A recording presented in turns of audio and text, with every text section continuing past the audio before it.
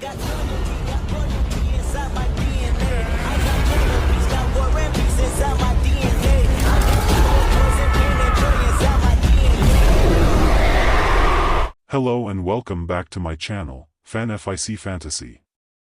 Today, we're kicking off the first part of our series, What If Tanjiro Was Trained by Rengoku? The author of this story is HeroesArePeopleToo from fanfiction.net. Now, let's dive into the fanfic. Takes place in the battle between Akaza and Rengoku. If you have not seen the Mugen Train movie, Demon Slayer S2 EP7 will also contain the info you need to start this story. Die, Kaijiro, while you are still strong. Rengoku snarled internally as he rushed forwards, only to double over as an unseen force punched into his torso. I see, he is moving the air with the force of his fists. He engaged the fourth form, blocking the blows with wide, powerful sweeps, though some still slipped through, and the rest shook through his sword and into his very bones. Finally, an opening. Rengoku charges forwards and re-engages his enemy, face to face, in a mind-whirling dance. Tanjiro couldn't take it any more. Rengoku was the best of them, he was going to be their teacher. Yet in the pauses, he could see the tiredness setting into the Hashira, coming down from the battle with Enmu and now fighting this unnatural foe, unnatural even for a demon.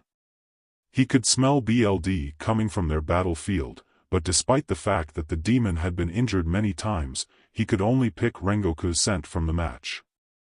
Tanjiro tried to get up, to help. Stay where you are. Tanjiro froze, then collapsed over his shaking limbs. Rengoku shouted back even as he faced the demon. You must not move and reopen your wound. Tanjiro could not hear the silent, you must not die, young warrior. You must not make this be in vain. Akaza felt torn. One hand, this is the best fight he had had in what felt like forever. On the other, this foolish human was going to cut it short by dying. He was almost tempted to turn him anyway, to spite him by taking his humanity, wiping his memory, and turning him against his compatriots and the weaklings on the down train before sunrise. But, Akaza wasn't really here for spite. He was here to push himself, stretch his wings so to speak, and show his battle prowess over his opponent. If this Kaijiro wanted to die in his own falsely perceived glory, at least the fight had been worth the night. Still, he couldn't help feeling something at the thought of this fight being over. Longing. Inosuke watched in horror, feeling more helpless than he had against the Spider Father. How could this be? Googly Eyes was the strongest, maybe even stronger than the half-and-half guy from the forest. He couldn't lose against some med demon. But it wasn't just a demon. This guy radiated power and threat, worse than any creature Inosuke, god of the mountain, had faced or crossed paths with.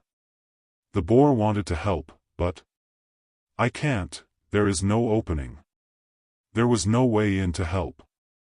Just as Inosuke felt hopelessness set in, his eyes caught something moving through the trees. It was approaching, fast. Rengoku breathed deep, forcing his cracked ribs to expand, focusing on moving rather than healing. He blinked BLD from his eyes from the gash on his head, lasting one more step, one more blow. I will not let this demon past me. My students and those passengers shall see this dawn, and the next. I am Rengoku Kaijiro.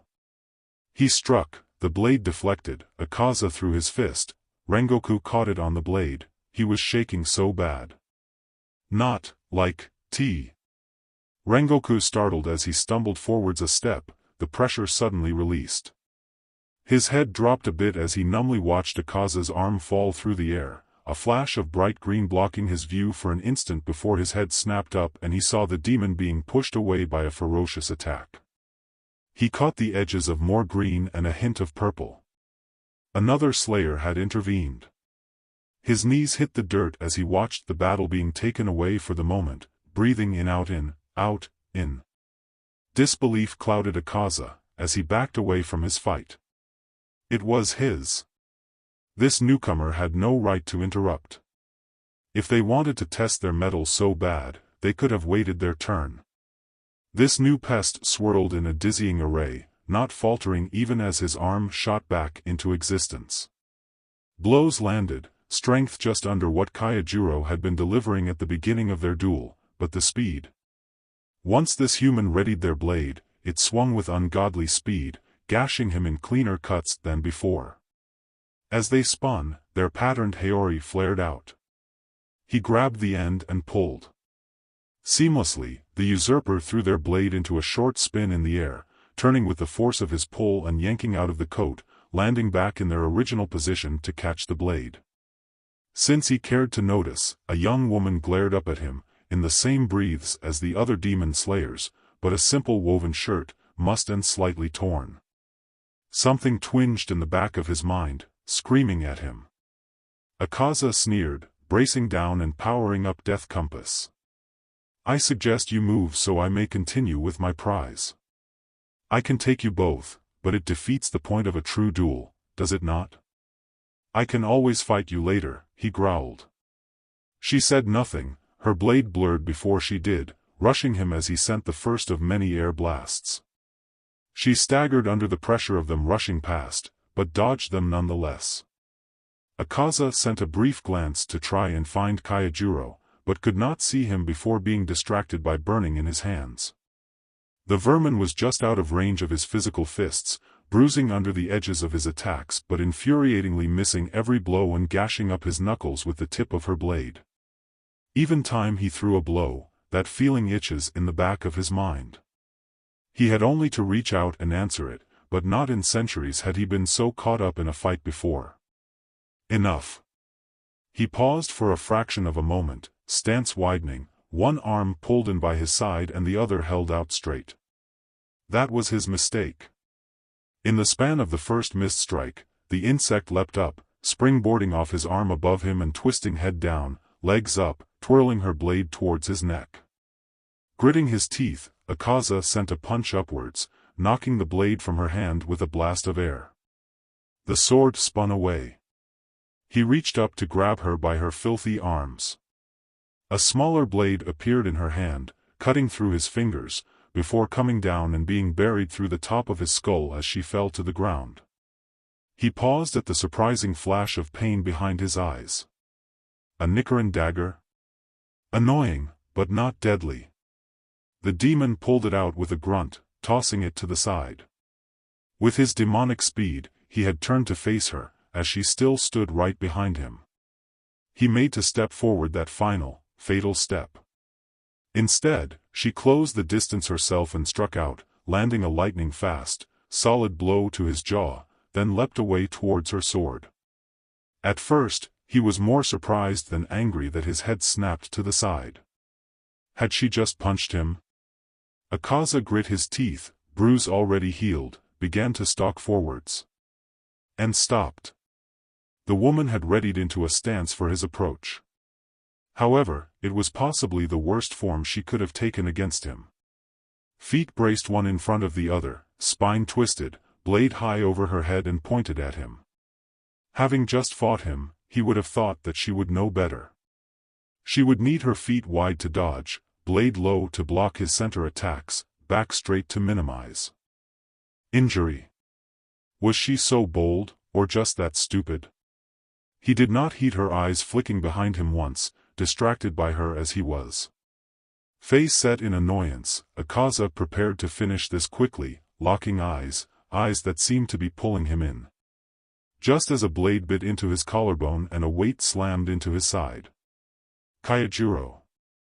The air had felt staticky and dry at the newcomer's arrival. Tanjiro's jaw dropped as they led, more like bludgeoned, Akaza away from a tiring Rengoku.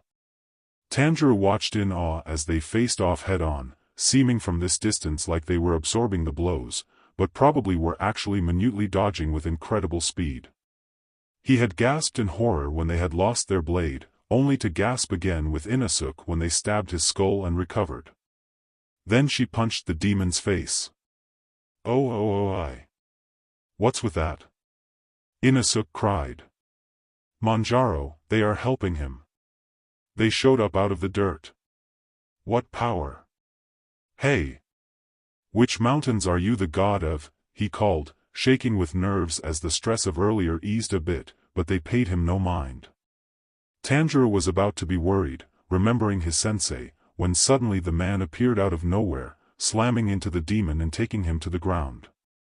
They tussled mightily for a second, Akaza kicking into the air with audible force, but Rengoku had already spun off and gotten to his feet, the demon doing the same.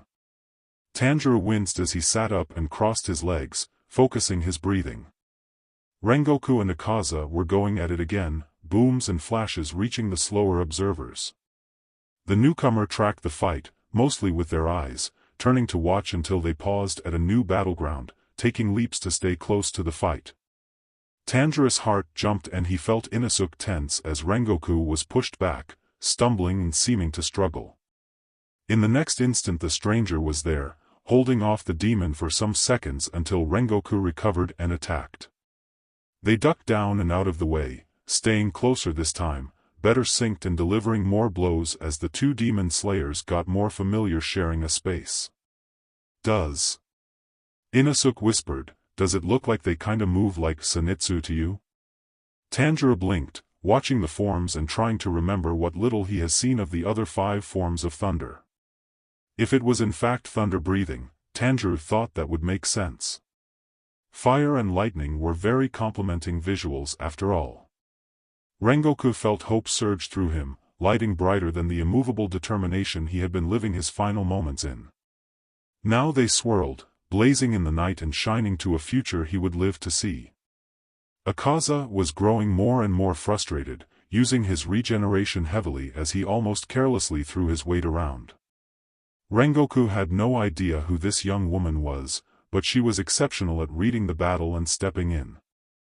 Akaza landed a low blow, hitting Rengoku in the thigh and spinning him around. He recovered in time to see the other slayer take a powerful gut shot, rolling head over heel as she flew back. Rengoku didn't look back, but he heard the rustle of her stopping her momentum, deep recovery breaths rasping. Finally the demon paused, breathing heavily in anger as he glared at Rengoku. "I had thought you as an honorable warrior, Kaijiro. I had thought this would be the fight of both of our lives. Instead, you allow the weaker to help in your endeavors. Will you not salvage your dignity by spending our last moments battling me alone?" The stranger came to stand in Rengoku's periphery, looking up at the sky. Indeed, dawn was approaching, and unless the demon was killed by then, he would escape to the trees. Sharing a look, Rengoku felt a quick shot of vague familiarity, before they both leapt around the demon, making their last stand between him and cover from the sun. "It is not from you, nor your standards, that I have found my honor and dignity. I do not answer to you. So come at me, demon, and fall upon my sword." The demon snarled, the air shaking as he powered up his BLD demon arts, attacking with wide blasts, twice as powerful as before. Both slayers stayed as close as possible, a flurry of practiced swings and desperate motion. Akaza was gaining ground, switching positions so his back was now to the trees. She attacked low, Rengoku attacked high. She hit left, he hit right. Down. Leg. Dodge. Stab. Block. Pain, a snap, caught by his comrade, strike block fire heat attack pain dodge hit. The first beam of sunlight peeked over the hills. Akaza looked up in panic, gnashing his teeth. With blinding speed, he slammed his fist into Rengoku's sword hand as it came down, before taking off for the trees. Rengoku shouted, leaping forwards and grabbing the demon by his arm, wrapping their legs together, holding on till he felt his joints creak, digging in with bruised and broken fingers. "You wish to fight me? I have battled in the shadow of your territory, now we shall battle in the light of mine, demon." "You fool, it is not you that I'm running away from." Akaza freed an arm, pulling Rengoku partially off of him before pulling his head back to try and bite him. Once again, a blade was driven into his skull, dragging down from crown to vertebrae, stopping at the fortified strength of his neck and spine. Rengoku joined in the efforts, grabbing the handle and pulling down. It only made it an inch. The demon shrieked, spinning and punching until there were no more arms capturing him. He leapt out of reach, higher than even a Hashira in their prime could ever reach, because they were weak, stupid, pathetic humans. Akaza landed in the trees, scrambling to the ground, and he ran and ran. Deep breaths in, out. Rengoku felt his knees impact the sun-dried ground, barely caught himself on his elbows, arms pulsing in pain from the impact. Come to think of it, most of him was. The stranger was on their side, back facing him, sides heaving unevenly for a few breaths, being forced back into perfect thunder breathing. He did feel some frustration that the demon had escaped, yet they had survived. Though beaten, he didn't feel that he was currently dying. Trying to relax his back, Rengoku slowly sat back on his heels. Turning to the side, he smiled at the sight before him. The edge of the crash was visible, peoples moving around and helping each other. 200 people alive and safe. Even more obvious were two of his students, Tanjiro and the boar. Inosuke. They were quite a bit closer to the edge of the battleground than he remembered. Inosuke was looming over a breathing Tanjiro. His affection deepened as his smile dropped a bit, catching the edge of the conversation. Sensei said to stay put for your wound. I'll go get him first, then carry you both. Inosuke, you are tired too. Shaking his head, Rengoku turned back to thank his companion, but she was 100 yards away, picking up her fallen Haori, then a pack he had not seen before. Something about that Haori. At the noise approaching from behind, Rengoku finally forced himself to move, everything hurting distantly. He chuckled, comparing his internal complaining to that of an aching old man. He felt old. Hey bright eyes. I have come to rescue you, then I will carry you and Tanjiro. 2. The train. Rengoku smiled at him, which seemed to give the boy pause for some reason. Thank you, Inosuke, you were excellent on the train. Inosuke stiffened again. Before either could move, another voice interrupted.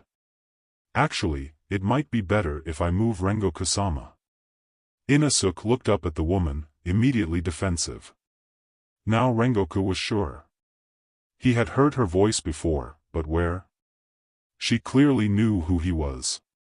I am Hashira Inosuke. I don't need you to carry back bright eyes to the train. You heard him, he said I was the best on the train, I could carry you all. She stiffened, sending a confused glance at Rengoku.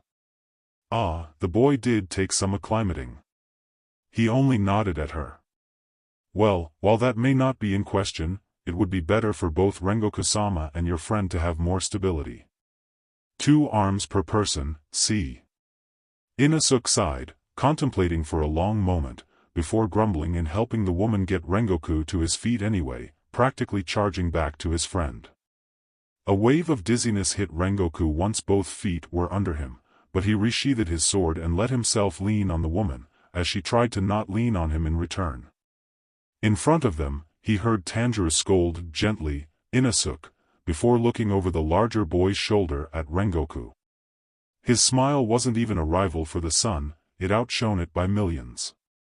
Thank you for your assistance, he turned back to his helper, brow furrowing as he noticed her breathing was off. I cannot even express my gratitude, or that of my new apprentices.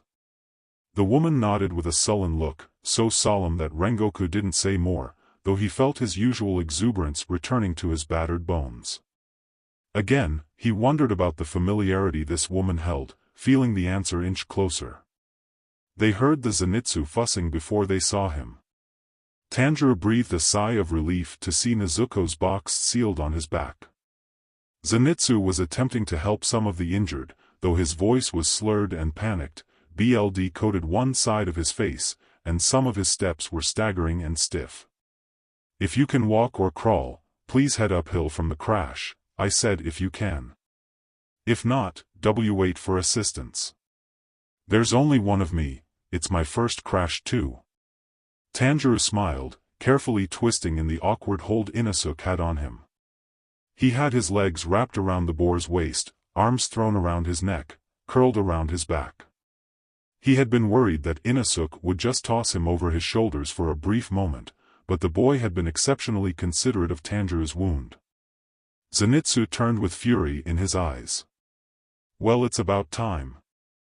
I've been doing all the work after waking up from a concussion, thank you, Neee. What happened to you guys? Rengoku and the woman rounded the side of the fallen car, the daylight revealing the BLD splatters and red seeping into their clothes. Tanjiro watched in awe as Rengoku paused, breathing deep and seeming to gather himself, before suddenly rising to his full height, eyes blazing under the stream of BLD, hair redder than it had been last eve. He had one hand braced on the woman's shoulder, before fully stepping away. Crossing his arms, Rengoku called out to the sky.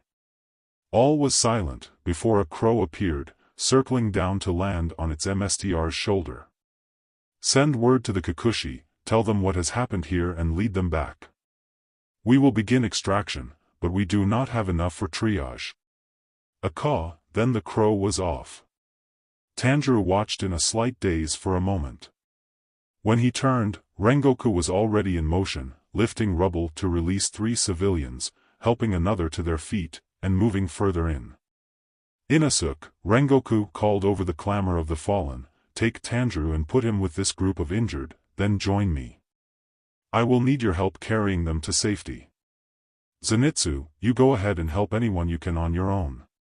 These demons will claim no lives today. Tanjiro shifted as soon as Inosuke put him down, opening his mouth to protest. Rengoku whirled, pointing a finger at Tanjiro, face set firm. Tanjiro wilted a bit, settling down without a word. Inosuke ran ahead, rounding a cart and out of sight. Zenitsu set off for a few steps, froze, then returned to Tanjiro, taking the box off his back and setting it at his feet. Here, I kept her safe, I promise. Thank you, Zenitsu. Truly. The lightning boy nodded, looking a little teary, before leaving too. A crunch to his left, and Tanjiro saw the woman on top of a fallen box car, jumping into a broken window. Sighing, Tanjiro pulled Nezuko's box close, wrapping his limbs around it and resting his head on top. His gut now stung on top of aching, but he could bear it. Are you still awake, Nezuko?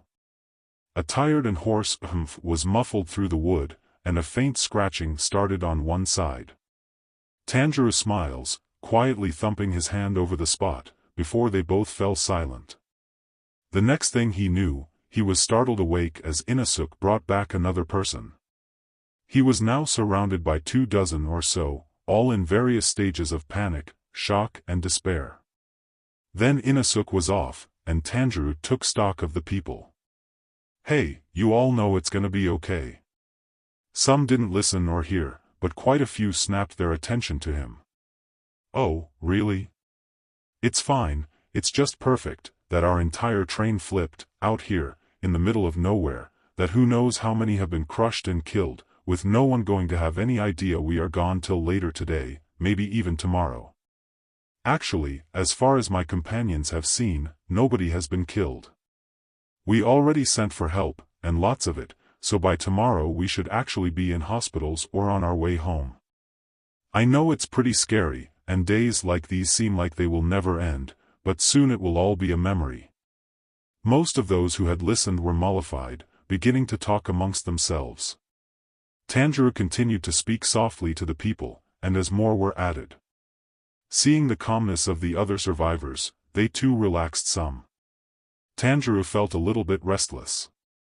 He was happy he was here, soothing the people after this dramatic incident. At least all or most hadn't had to see the demons, and it was healing for himself to see everybody all right, but he was a demon slayer first, and he wanted to help his companions at that moment. There was no way Rengoku and the woman hadn't sustained wounds as bad or worse than his, Rengoku especially, having to battle Akaza by himself directly after the train.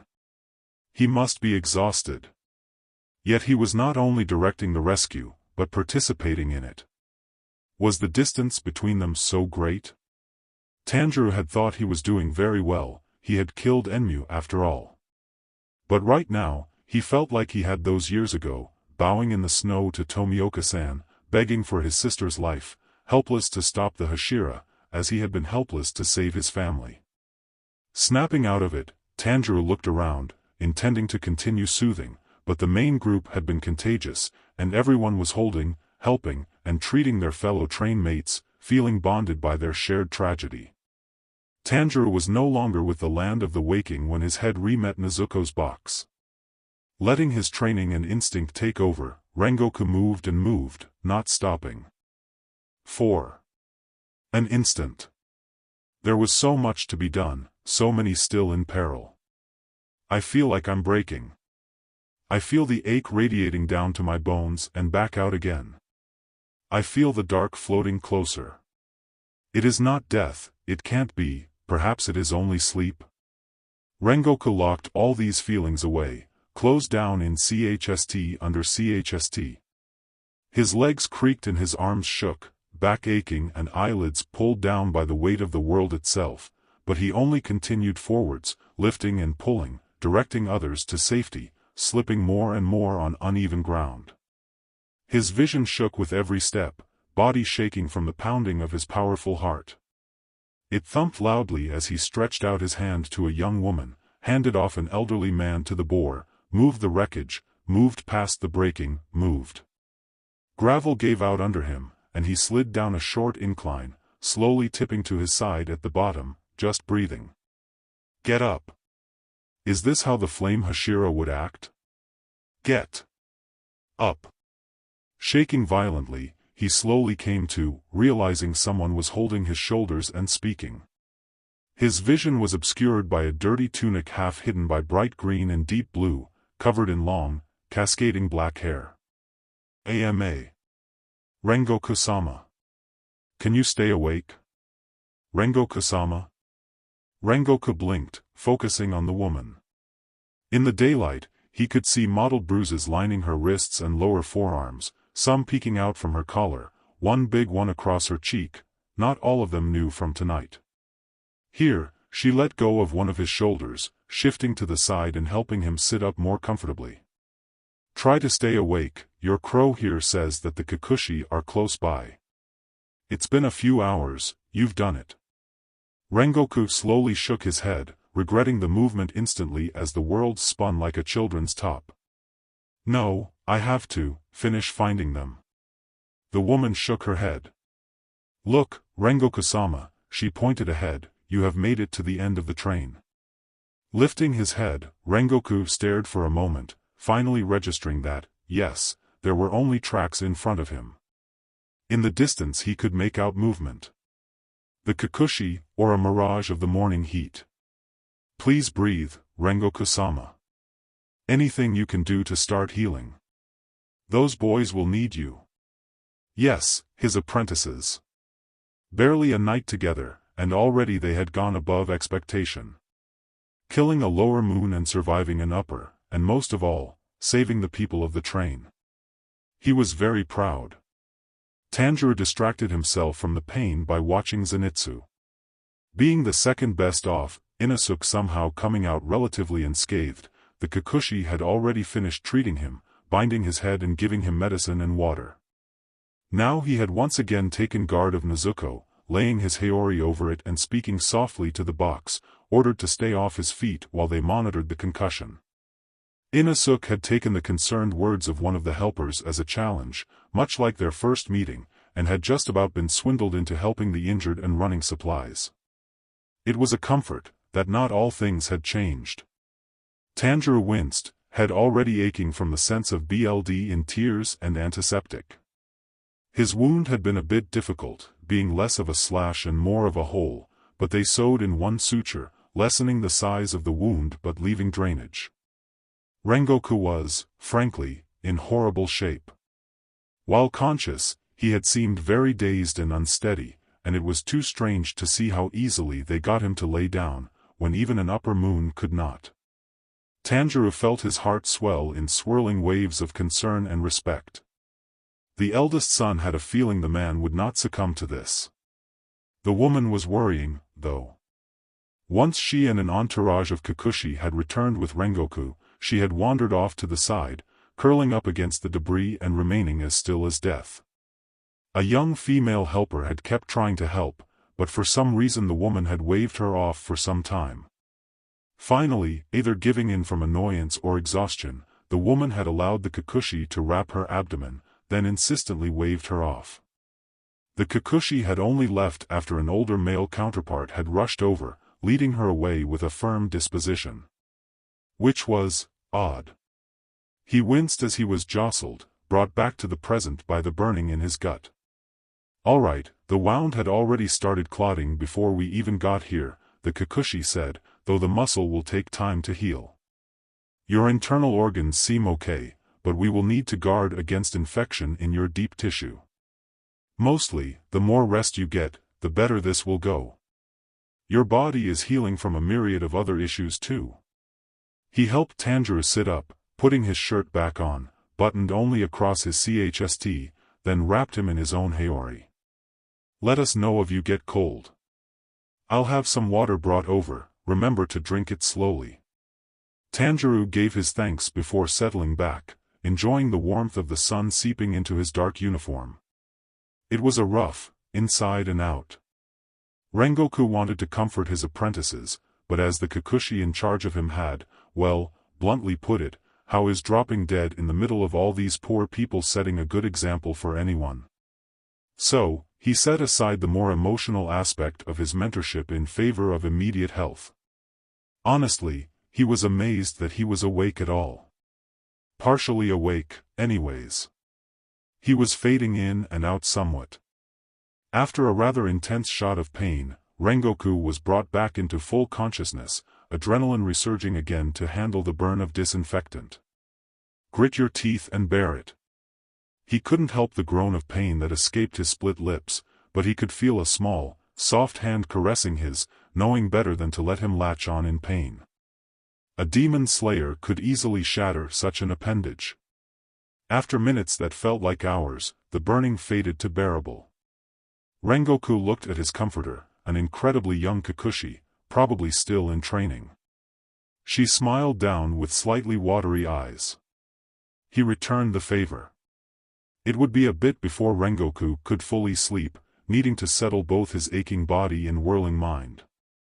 After wrapping the worst of his wounds and finishing wiping off excess blood, the Kakushi left him be, though they still hovered in the area. Surprised at how much effort it took, Rengoku sat up and took stock of the area. Kakushi were already working in tandem with the neighboring city to rescue the injured. Pumping individual carts down the rails, getting the most injured on them, seeing who could walk for a ways, who could stay till the next wave. They would have to be gone by nightfall, lest the demon decided to return for easy prey. Akaza. Next you show your face, start counting your hours. I will be ready.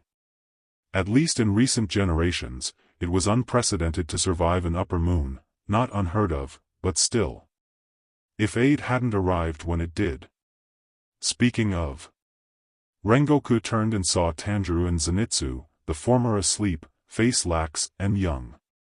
Zenitsu was finally calm, still as he guarded the box. Nezuko. Rengoku could admit his shock, having witnessed the demon fighting against supposedly, her own kind. Risked her life for humans she did not know, like a true slayer. He would have to tell her and her brother of his respect. And then, there was the woman. He frowned, displeased at not seeing her with the other two. He could hear the boar, so he was well, but the woman was there. Having carefully turned in place, Rengoku saw her huddled against a fallen section, all alone, Kakushi walking around the section without a second glance. Boiling, raging lava coursed through his veins, sending him to his feet despite the whirling dizziness and nausea. Kakushi! He yelled at a denser group of them. Jumping at the unexpected boom, they stopped, glancing between one another before one walked over, arms still overflowing with extra bandages. Why yes, Rengoku-san. Tell me, Rengoku tried not to growl, knowing this man wasn't the main fault, why the young woman over there is not being treated. Rengoku further reined in his fury at the confused look the Kakushi gave him. We are under orders not to treat her. Rengoku tried to keep his face straight, while internally he was reeling. And why is that? Don't you know who she is? The woman slotted her eyes open at the crunch of gravel. Someone was approaching, which was, probably not good. Looking up, legs still curled under her, arms wrapped around her ribs, she saw the flame Hashira, face drawn in a dark and crestfallen expression. Well, DMN. Seijin, no honorifics, no inflection, should you not be at the MSTR's mansion by now? It was unnerving, watching that man, seriously. Zenitsu had heard what sounded like an exaggerated story of this man, briefly, before the boar left to run around the crash. Watching the Hashira continue to move, and move, and move made Zenitsu believe it all. Zenitsu had fallen silent, no longer soothing himself by quietly talking to Nezuko. She had been awesome on the train. He would have to tell her again tonight. The Hashira, Rengoku, was standing over the woman, arms crossed. From the side view Zenitsu had, he did not seem very pleased. He could probably pick up the gist of their conversation if he focused, but his head was spinning as it was. Strange, hadn't Inosuke said that she'd helped in the battle? Sighing, wanting the day to be over, Zenitsu focused back on his friend. Tanjiro had fallen asleep, breaths a little clogged from the angle his head had settled. Zenitsu was furious. He had wondered if Tanjiro had ever really been wronged by a human. Really hurt, betrayed, manipulated. He doubted the red head would be less kind regardless, but Zenitsu knew the darkness in people. He knew that it was a special individual who gave of themselves endlessly, or even partially. Like his Gramps. But Inosuke had been particularly rough with the conductor, and he had overheard. How dare that man stab Tanjiro? It was no demon's fault that he lay there with a bloody bandage around his middle, entering the long path of healing, much less after he must have seen the train transform. Zenitsu knew what it felt like. It had felt good, so good, to be that person in his dreams. Strong, fulfilled, and not just brave, but fearless in the face of obstacles, in a world without demons, simply with a loved one. But, if it wasn't real, he certainly wouldn't risk dying for it, idiot. Much less would he kill for it. Movement in the corner of his eye, and Zenitsu looked up to see Rengoku approaching. The Hashira quickly schooled his features from pensive to comforting. Walking very carefully, it took a solid moment for him to stop. How are you feeling, young man? Blinking, Zenitsu sat up straighter. Pretty good, sir. It's only my head that's hurt, really. Humming slight disagreement, the elder man put his hand on his mentee's shoulder. Well, your head is pretty important, regardless. Try to stay awake, I'll make sure the Kakushi wake you regularly on our way to the Wisteria house. Don't worry, we will be there before sunset. Zenitsu nodded, watching as Rengoku turned to Tanjiro. He made sure his Haori was properly covering him, paused, then gently put a hand to his head. He paused again, before quietly standing and slowly moving on. As terrifying as it surely would have been, Zenitsu couldn't help the part of him that wished to have seen this man in action. It was a strong circumstance. At least, it would be to others. Rengoku strode over to one of the head Kakushi. Sir, he said as soon as he noticed the Hashira. You should be resting. It's a long walk to the Wisteria house if something goes wrong.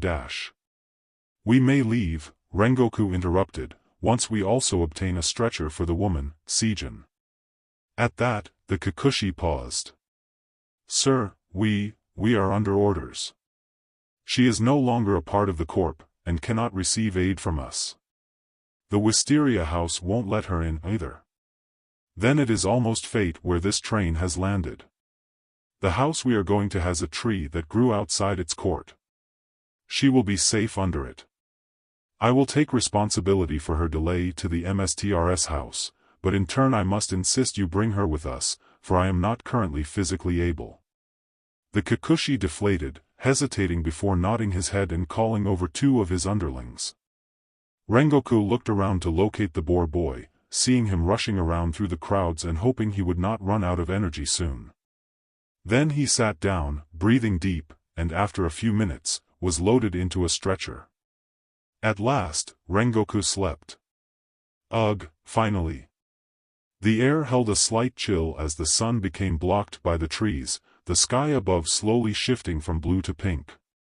Inosuke marched up to the wall of the flower estate, the purple ones, standing by as they brought his underlings and the flame warrior inside. He was tired, having walked most of the day. The helper people had kept complaining, telling him if he wanted to be carried, he had to stop moving around on the stretcher so much. But this wasn't like the Spider Mountain. The others had done very well, but Inosuke wasn't injured almost at all. He had grown so much stronger, and just needed some rest. He watched people going in and out, those who lived at the house talking to the helpers, bringing his friends inside. Wait. The woman, her name was Sijin, had gotten off her stretcher, thanking the helpers who had carried her here. They said nothing, leaving quickly without a word. She limped over to the tree standing outside the wall, one of the purple ones that demons hated.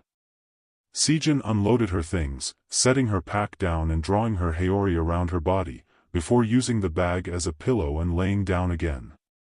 Sijin, he could remember her name. Mostly because she had gently fixed his pronunciation every time he had made a mistake. He had walked next to her most of the trip, mostly because the others were asleep.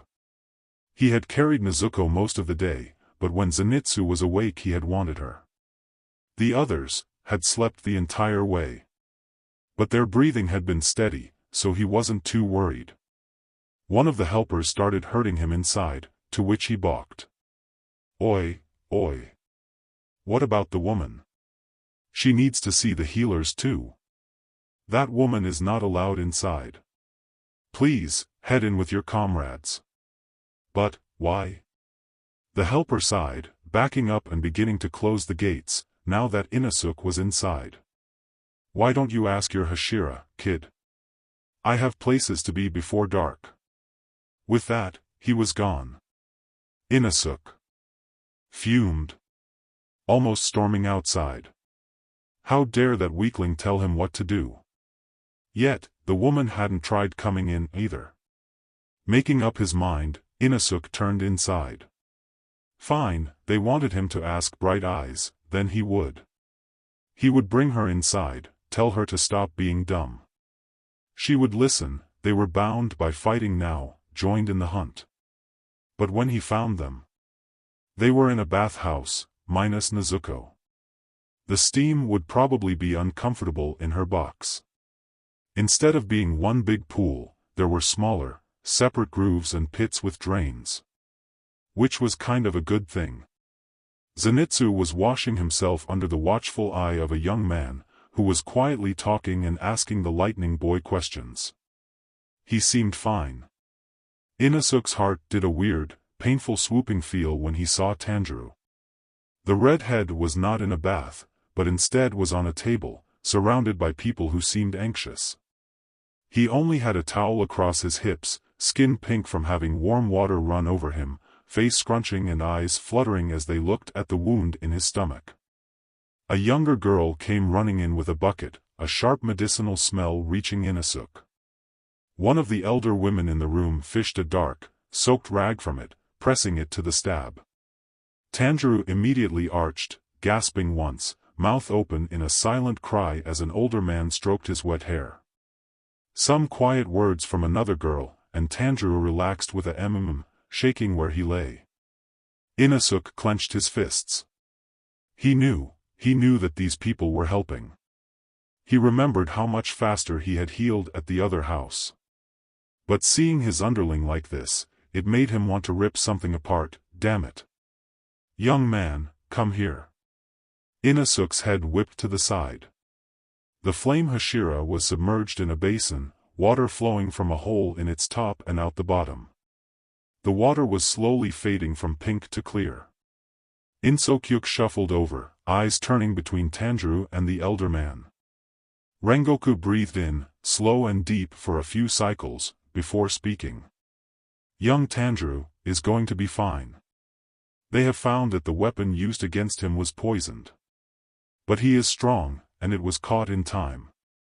The MSTR of the house caught it as soon as she saw him.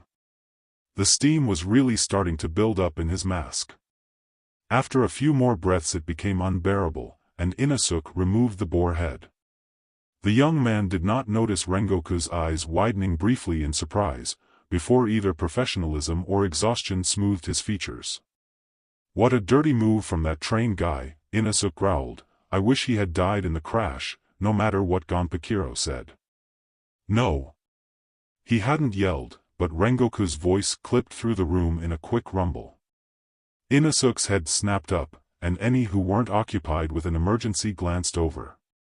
Rengoku closed his eyes, breathing in, chst catching in pain. His skin is all purple and red, Inosuke thought. No, young warrior. Rengoku quietly began, eyes still closed, head tilting back. I understand your frustration, truly.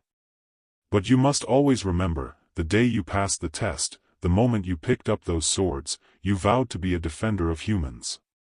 You promised to yourself, your comrades, and all of Japan to hold yourself to a higher standard. He sat up straighter in the basin, finally locking eyes with his apprentice, wiping all traces of pain from his face, taking in the rapt attention and borderline shocked look the boar was giving him. This world is not perfect, young Inosuke. Just as the forest and nature can be dark, twisted, and cruel, humans are too. But there is beauty, kindness, and warmth in all living things. And it is worth not only fighting and dying for, it is also worth granting mercy to the imperfections of the world, and in people, to defend the good, and show them what it looks like in action. Inosuke was looking down, eyes focused beyond the physical world. He wasn't quite shame-faced, but deeply contemplative, quieted. Behind them, Zenitsu was a little slack-jawed. Nobody saw, but Tanjiro's eyes were slit open, faint tears mixing with condensation and sweat. A beat, the Inosuke snapped to, shaking his head. That's what I came here for. The girl, Sajin, they made her stay outside by that tree, but she needs to get in here and heal up. Rengoku gently held up his hand. Don't worry about her, I will handle all of that. Now, why don't you clean up and see one of the doctors, just to be sure. That did it. Inosuke leapt up, hands on his hips, eyes lit. Inosuke Hashira doesn't need a doctor. I am strong and unscathed from my battle. Regardless, the boy went and did as Rengoku said. 3 exhausted boys. 2 injured. Still, it had taken quite a bit of energy to settle them. Really, it was only the 2.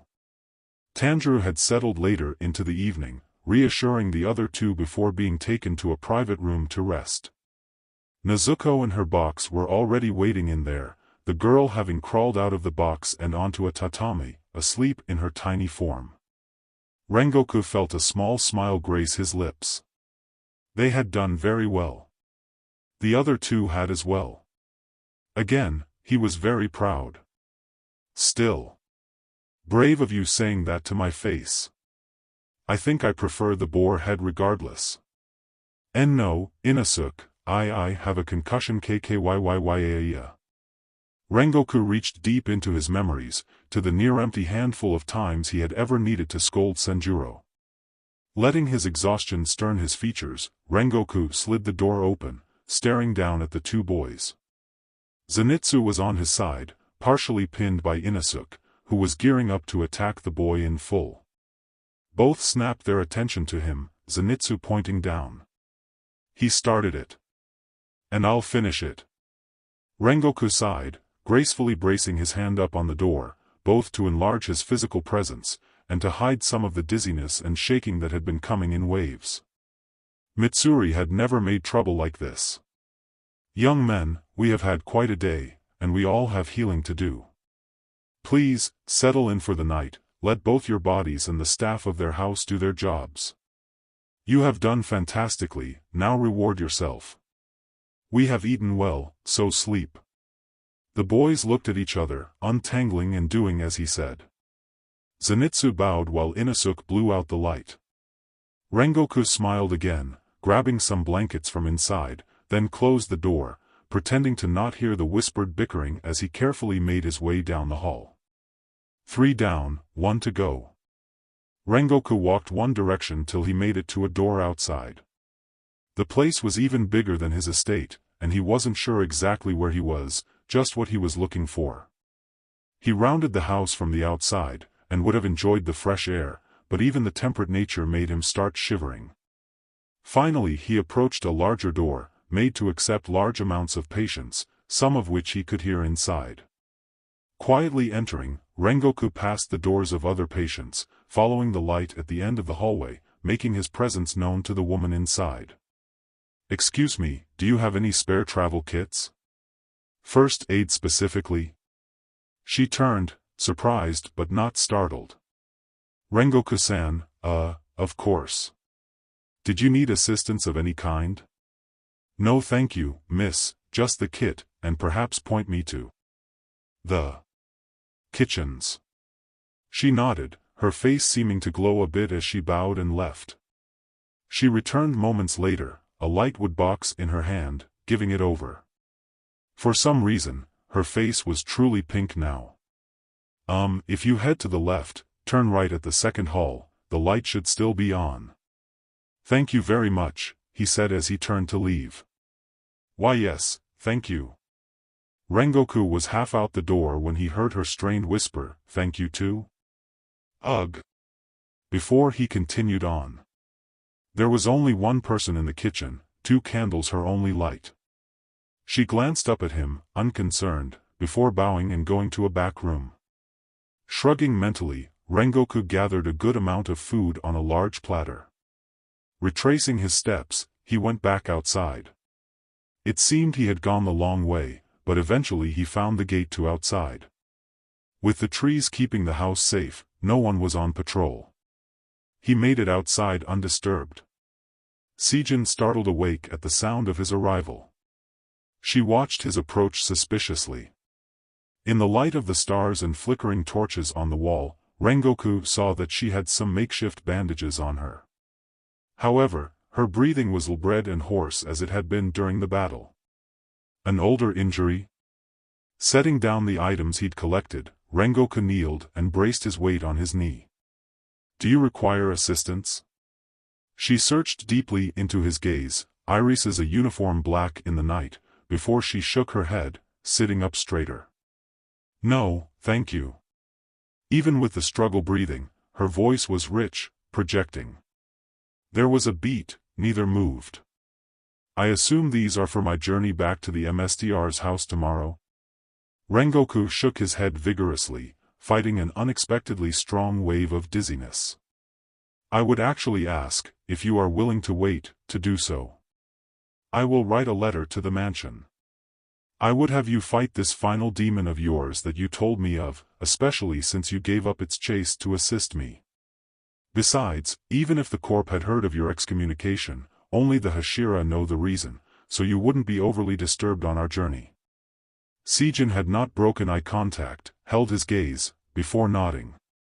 "All right, I will defer to your wish on this. Let me know of the decision." Rengoku nodded, standing stiffly to his feet. "Before I head in, once again I would like to say thank you, truly, for your help. I don't think I would have lasted past morning." She waved her hand as she leaned back, a bit dismissively, but more waving off his concerns. "Indeed, believe me when I say, nothing is owed." Rengoku looked down at her, her eyes slit and watching, waiting.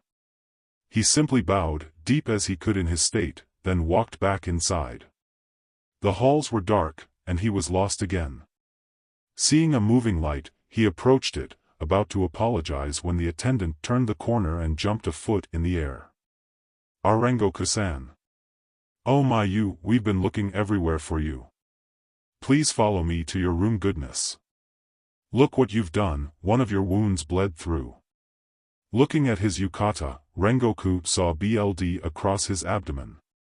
She reached out and took his hand, hurrying through the halls, collecting a few men and women she passed. They had him lay on a taller bed, opening the stomach bindings, checking the slash. Rengoku had already fallen into deep sleep. It was the middle of the night, still the middle of the night when every sensation had lit up. Whirling to her feet this time, she scanned the tree lines. She didn't have to look far.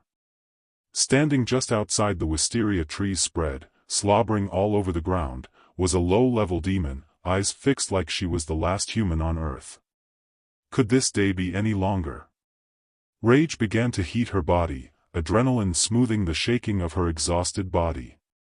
This animal thought it wise to attack a warrior outside a wisteria house. Fine. Sejin made sure none of her clothes or bandages would tangle or get in the way. Her sword was left leaning on the tree.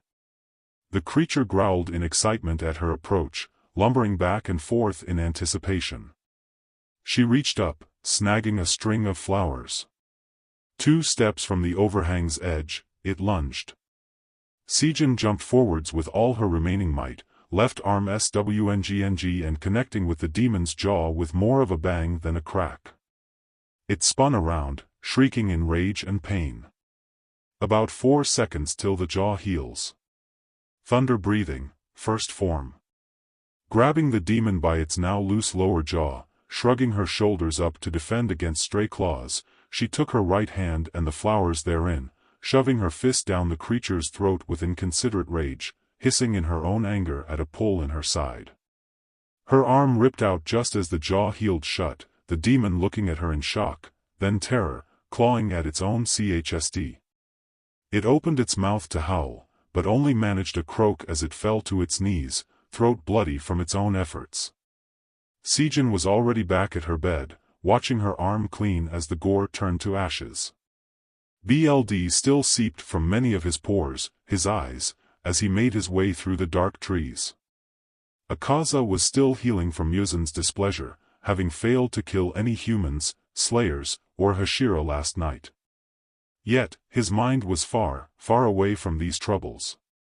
His vision was filled with flaming hair and eyes, an unforgettable night, a warrior unlike anything he had seen in many, many years. Kaijiro was truly remarkable. Akaza was curious to see if he would start out a stronger demon than others who were turned, if any of their human will translated to demon strength. Since he had survived last night, there was still hope to find out. And about that. Akaza's mind turned to the second of events, a rare self-revelation he had had in the aftermath of the battle, on his journey to Muzan. The only memory he had of his days as a weak human, beyond random flashes, was the deal he had made, to never have to kill a female in his servitude to the Demon Lord. Though he couldn't remember why he had made that pact, it was one that he had honored in entirety. All his strength came from the men of the species, and even the thought of killing a female sometimes made him anxious.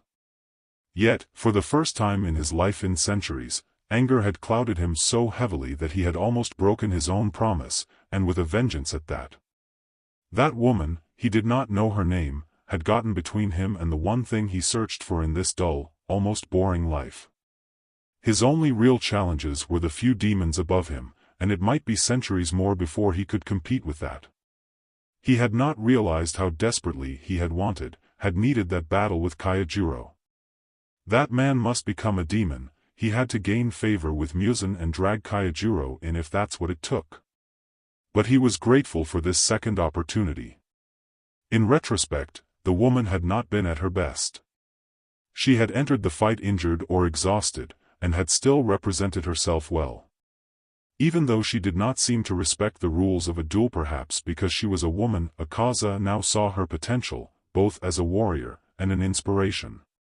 She had invoked such deep emotion, even desperation in him.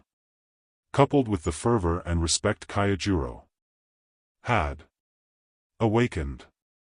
For the first time, he was glad to have lost a fight. The humans would heal in the coming weeks, grow in the coming months or years.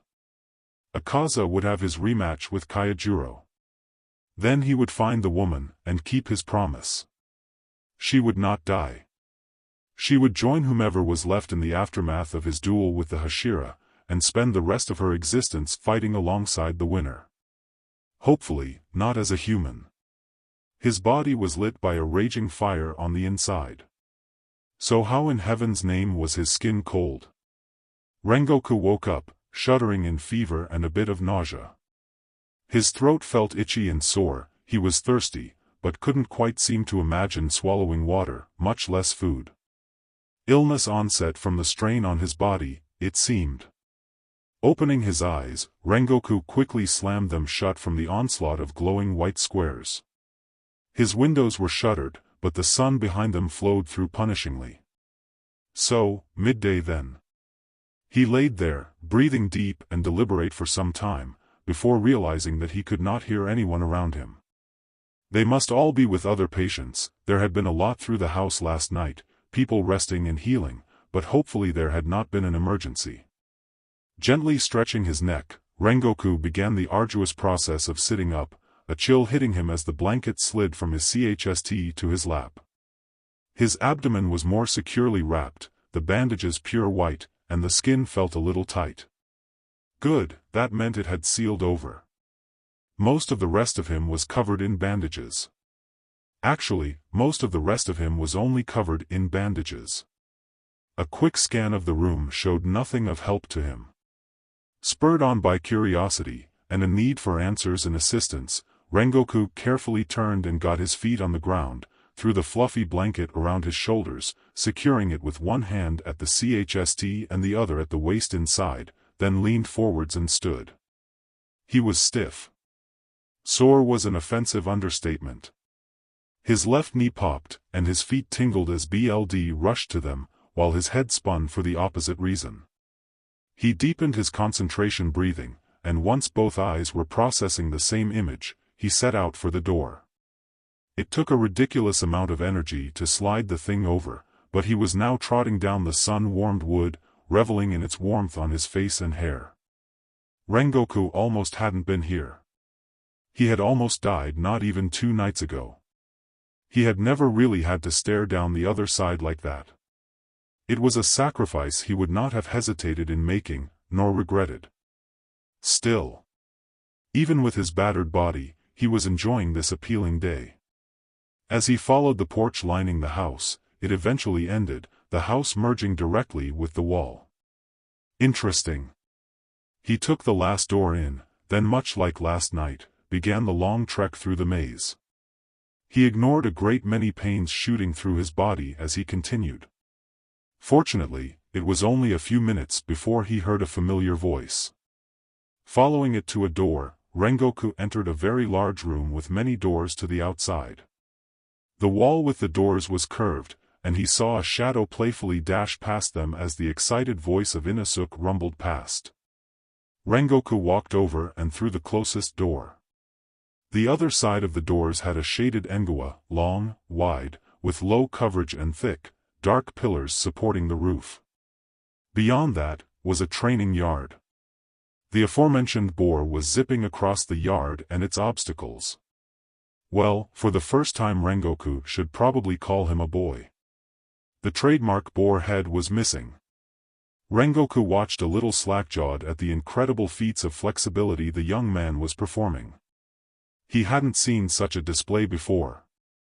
Inosuke finally paused for a breath, running back to a large tree to the left. That's when he realized they were not alone. Zenitsu was sitting on a rock, dressed in a yukata with a bandage around his head, looking a little disgruntled. Inosuke pointed his finger at the boy and spoke loudly and unintelligibly, to which Zenitsu rolled his eyes. To Zenitsu's side. He had mistaken it for a pile of training supplies. It was a pile of blankets and jackets, cradled in a framework of cut and woven branches. Peeking out from one side was dark, curly red hair. Why? I have already said. I can't train. Right now. Can't you ever remember anything? Like that I have a concussion, or, oh, I don't know, that Tanjiro was supposed to be left alone in his room. He's fine. I made him a bed and everything. Plus, you helped the rescue with a confusation, so you can fight me now. Idiot, can't see you. What are you boys doing out here? It had been many, many years since Rengoku had frozen in guilt at the sound of a voice. Regardless that the voice was not currently threatening him, he felt as a child found staying up late or caught sneaking dessert for one brief, nostalgic flash. The rumble belonged to a woman, adorned in an elegant kimono and tidy but unsevere bun. She was only 2 or 3 inches shorter than Rengoku, but almost as stocky. Zenitsu almost fell off his rock. Inosuke straightened as though a fish hook had caught his spine and yanked him to the clouds, recovering and then relaxing into a more obstinate posture. Having been only 2 pillars away as she passed him, the woman did not see him in the dark engawa. She stepped into the light, arms crossed and sunlight shining off the silk of her garb and the proverbial steam oozing from her head. Her head snapped to Tanjiro's prone form, running a hand over her face. "Why, young Hashira," she said, slowly, "do you seem to oppose me at every turn? If it is too much to wait for your comrades to heal, I'm sure I could line you up with a mission by sundown.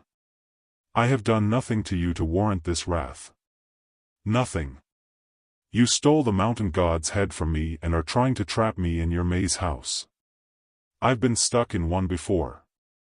You are more than welcome to stay outside as long as you want, in fact please do, and believe me, that boar head was looking me in the eye and begging to be washed. You're lucky my staff didn't toss it." Inosuke's face twisted. "I will do as a please until you return my stuff to me. Don't try to manipulate me, boy. I assure you that my head is a lot harder than yours." At that, Inosuke's hands flew up to cover his forehead. She paused in confusion, as did Rengoku. However, Zenitsu seemed to enjoy the display, covering his small smile with his hand. Sighing deeply, she walked over to Tanjiro's prone form, opening some of the blankets to get a better look at him. "Oh, are you awake?" Rengoku heard his young student croak out in answer, something about, "used to noise." Lips set firm, she looked back at Inosuke. "You will leave him in his room until I say otherwise. And you dash," she whirled on Zenitsu, "will find and inform someone if something happens. I've been the MSTR of this estate long enough to know you slayers try to move too fast for your own good, but I will not tolerate harming yourselves under this roof. Understood?" Zenitsu nodded as though his neck had suddenly lost its bone structure, while Inosuke crossed his arms and looked away. He kept his distance, regardless. With a nod, she slid her hands under Tanjiro's mid-back and legs, and moved to lift him up. However, when Tanjiro had to flex and curl his stomach to keep from arching back, he hissed in pain. The MSTR froze, setting him down with care, and changed tactics. Grabbing the ends of the bottommost blanket and twisting it around her hands, she held her hands down and wide, fists facing up, and stood. Tanjiro was instead hammocked, suspended away from both the ground and his carrier. With a huff, she started inside, walking gracefully. Her steps seemed to echo across the engawa. She headed for the door she had come through before, 2 pillars away. Just as she drew parallel with Rengoku's position, she stopped, the clip of her final step heralding like a note proclaiming the end. Her jaw tensed, and, ever so slowly, her head began to turn. Her gaze ended up shooting directly over her right shoulder, landing into Rengoku's eyes. He was not sure what to do, much less what to say, so he could only meet her head-on in silence as her eyes seemed to glow. A beat, too, then she drew a strained breath, a deep inhale like wind through crinkled autumn trees, head slowly turning back as the breath finished, and determinedly started forward at the beginning of the exhale. He could hear the muttering a good second past the doors. His student seemed fine. As he thought about it, his body was not at all, his legs were more jellied than before. Perhaps he should have continued resting in his room. Moments later, a young helper came to find him. She was rather small, and full of energy. "Hello, Rengoku-san." She gently reached out for a corner of his blanket. "The MSTR sent me to bring you to your quarters. Sorry you had to wake up so far away. Your nurse was in a tizzy thinking she had forgotten which room was yours when you weren't there. It was rather busy in the halls last night and we thought you would like a quieter room, see.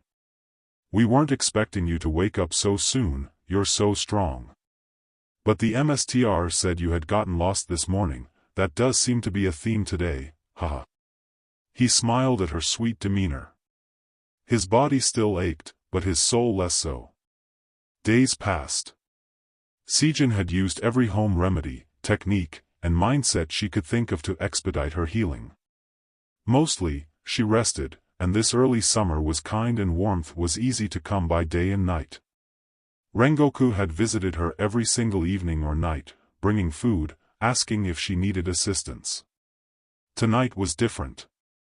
He also was healing very well, his limp fading, back straight, and bruises now in shades of brown and yellow and not red and purple. He strode over with much of his former grace and speed, a smile gracing his lips as it had always used to before. It made her warm to the core. Smiles were a rarer and rarer commodity in her life, recently. He crouched down with bright eyes, eyes fixing on hers. "My crow has just returned," he held out a small scroll, "and my request has been granted. Your title has not been reinstated, but you have a choice. I have gotten permission from the MSTR to have you accompany me and my apprentices, and we will follow you on a mission to slay the demon you had crossed. It has continued to wreak havoc in our stay, and others of our rank are having trouble keeping up." Sijin felt her eyes sting with small tears, turning to face the night sky. She had not realized that he had done this. But, why? Rengoku turned his gaze, looking through the wisteria to a few glittering stars. "I have a question that I require an answer to. Moreover, you saved my life and defended my wards. It was simply the first thanks that gave opportunity." She loosened her grip on her Haori, nodding her head. "Then I will be honored to lead you on this quest. Our timetable is dependent on you. Let me know when you and the boys are ready to leave, and I shall be also." Nodding, Rengoku stood and backed up to the tree's edge. "As soon as the mission is over, I have orders to escort you back to the mansion." Sijin nodded, leaning against the tree. "This is simply a long detour to my original destination. I will not run." A pause, early night bugs and a nocturnal bird sounded in the dark. "Rengoku-sama, I have only one thing to say. I will not give account of my story until my return to the mansion. It feels too much like defending myself, and I have no intention of doing such." Turned as she was, she did not see Rengoku nod, nor his gaze intensify in some unnamed emotion. "I will honor that request. Recover well, young warrior." He returned inside. Strength was returning in spades. Sijin was making another lap around the large estate, walking briskly, keeping her posture straight, muscles loose, cataloging any stiffness or injury she might have missed.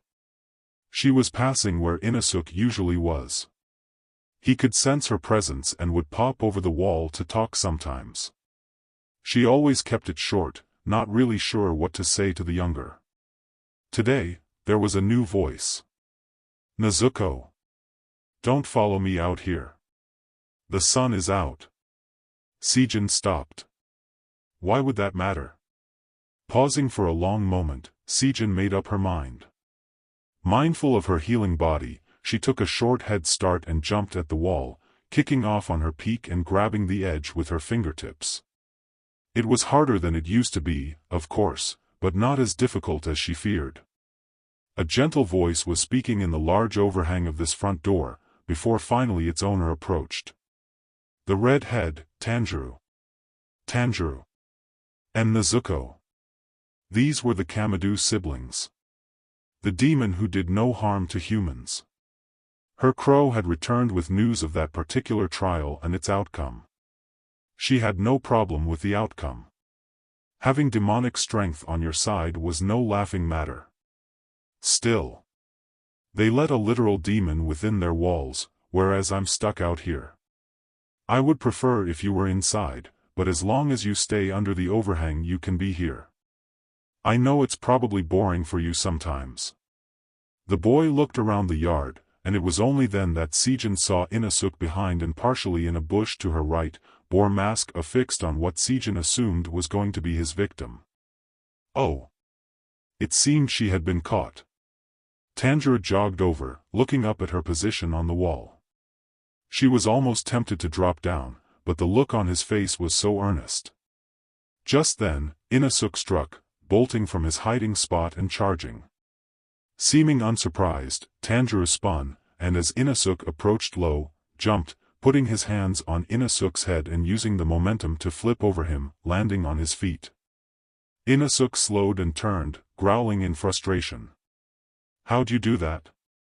The stupid woman who guards that house had been making everyone treat you like a delicate flower just until this morning. I've still been stretching and moving around as much as possible. Besides, I could smell you over there all along. Remember? Sejin's expression crinkled. She had a more sensitive nose than some, but hadn't smelled anything when the boar passed. Yeah, well, your time is over. No more slacking off. Fight me, Kentaro. Just a minute, Inosuke. Tanjiro held out a placating hand and turned back to Sejin above him. Your name is Sejin-san, right? Just Sejin, please. Tanjiro looked a little uncomfortable at being asked to be so casual, but brightened up right away. I haven't seen you around the Wisteria house, but I really wanted to thank you. You helped Rengoku-san against an upper moon, which takes courage, and saved him and maybe us too. Definitely us too. So, from my heart, thank you. He bowed deeply, Sejin shifting where she hung on the wall, suching her crossed forearms. Really, Kid Tanjiro, don't worry about it. Rengoku-sama did most of it anyway, I was just honored to be of assistance. That was the wrong thing to say. Tanjiro straightened, eyes sparkling and seemingly moved by her humility. Just the heart to help is admirable. Much less the ability to do so. You use thunder breathing, right? CRP, now she was stuck here. Yes. And, well, if I might ask, Tanjiro wrung his hands, how old are you? Almost 20. Wow, Tanjiro's posture dropped a little, you are only 5 years older than me, yet, the difference is incredible. It's like you are a lifetime ahead. She didn't particularly like that emptier tone. Actually, if you really stop and think about it, it's still only 5 years difference. Tanjiro's eyes seemed to focus more on that, and regardless of all that, you three helped Rengoku-sama save everyone on the train and defeated Enmu. Even he could not have done that alone. But, you guys faced Upper Moon 3-. And he still got away. And has been wandering Japan, every night, while we rest here. That doesn't make us bad. We have failed, but we'll only die in failure if we stop trying. See me as a landmark, young man, something to match and then pass as you continue to grow. And do not discredit your achievements. What you have done up till now has not only saved, but bettered many lives, and you sacrificed yourself to do so.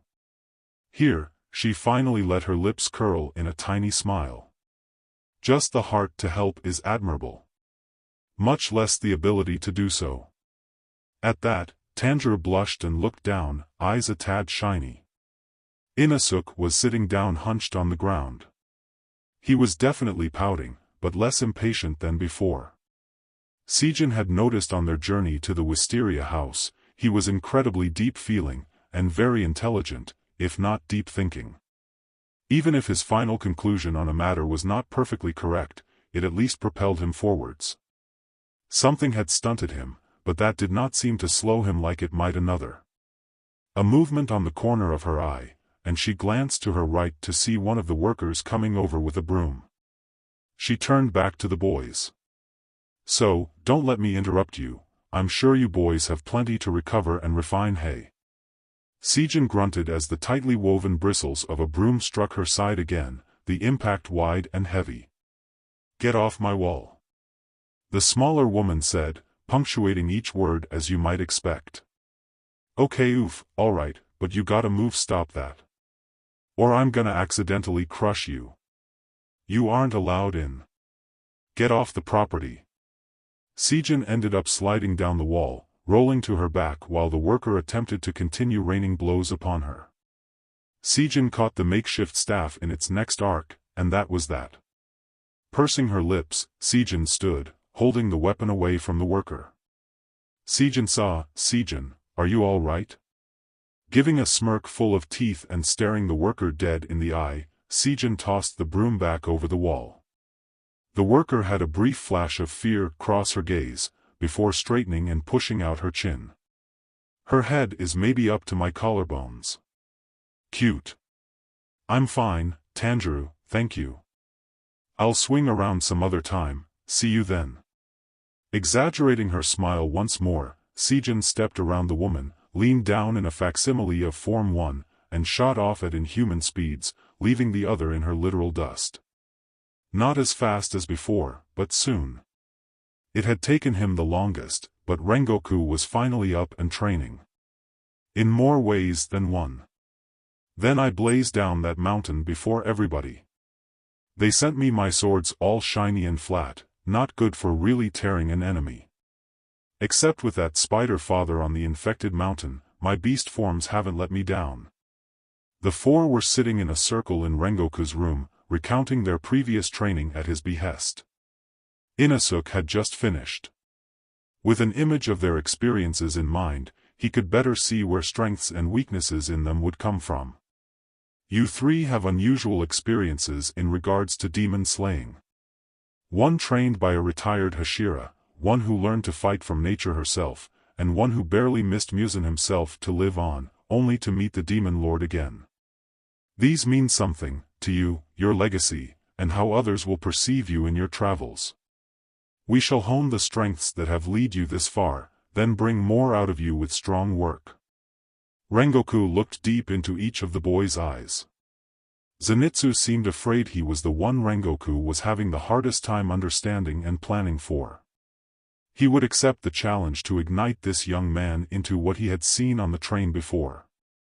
Inosuke seemed to have only absorbed the spirit of the words, running on the high of telling his story and being promised strength. Tanjiro looked as he always did, honestly. Earnest, engaged, dedicated. Hot passion, so alike and different from Rengoku. "I burn hot, a flame always alight and ready to sweep obstacles away." This boy feels the same but appears the opposite. Heat emanated from him, but one cannot see the heat source, embers that only become visible from under the coal once stirred.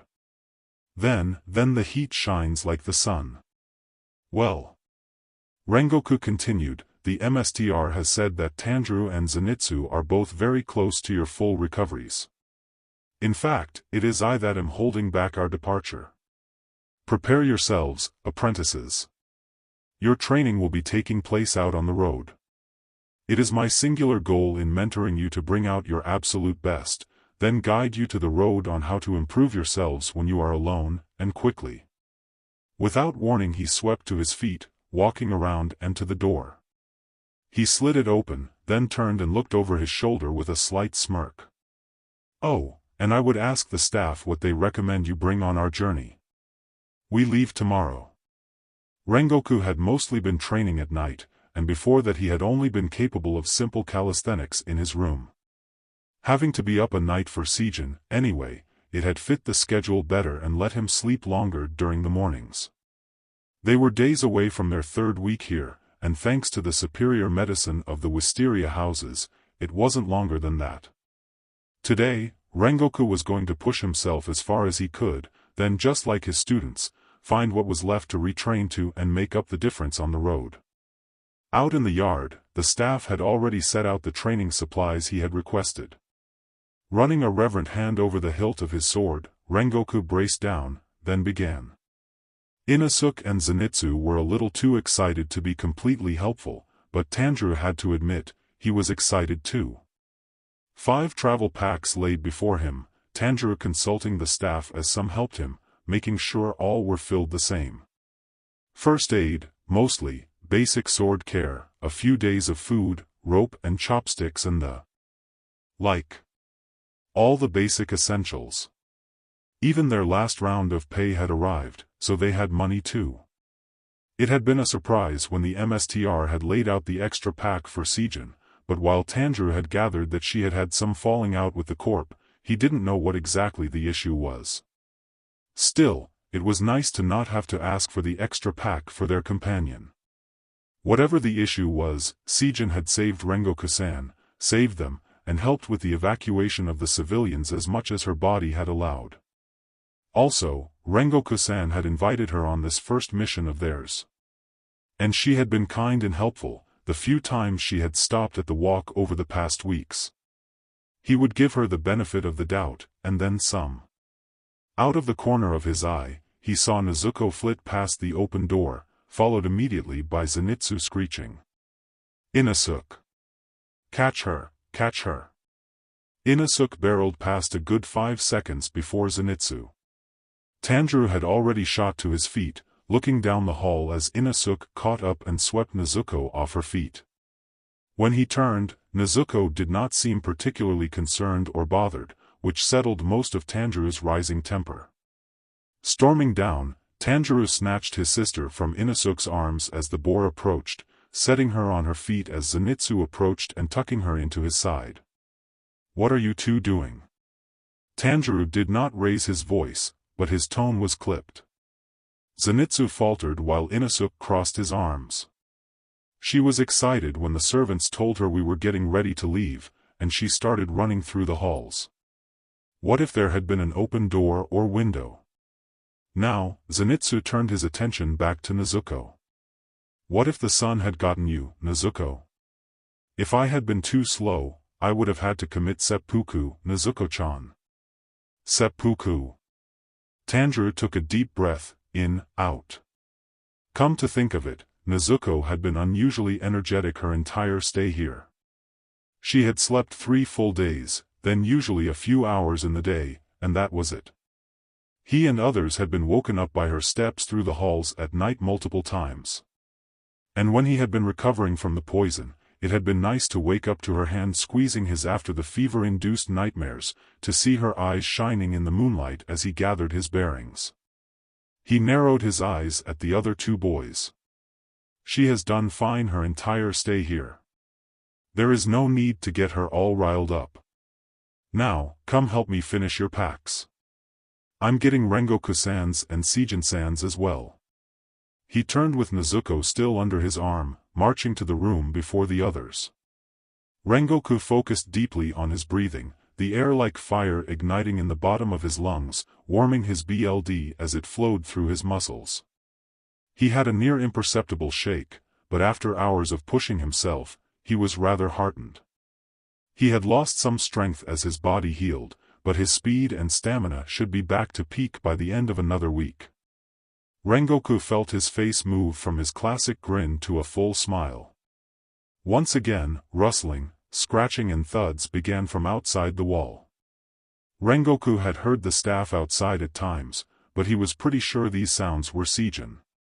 They had been happening on and off again through the day, and now that he was no longer completely focused on his training, Rengoku's curiosity got the better of him. Sheathing his sword, Rengoku approached the wall and leapt up, catching the edge and pulling himself up. Swinging his leg up, he situated himself on the wall. Just as he settled, realizing he could hear, what he assumed to be, Sijin, the woman dropped out of a grove of tall, branchless trees from at least 20 feet up.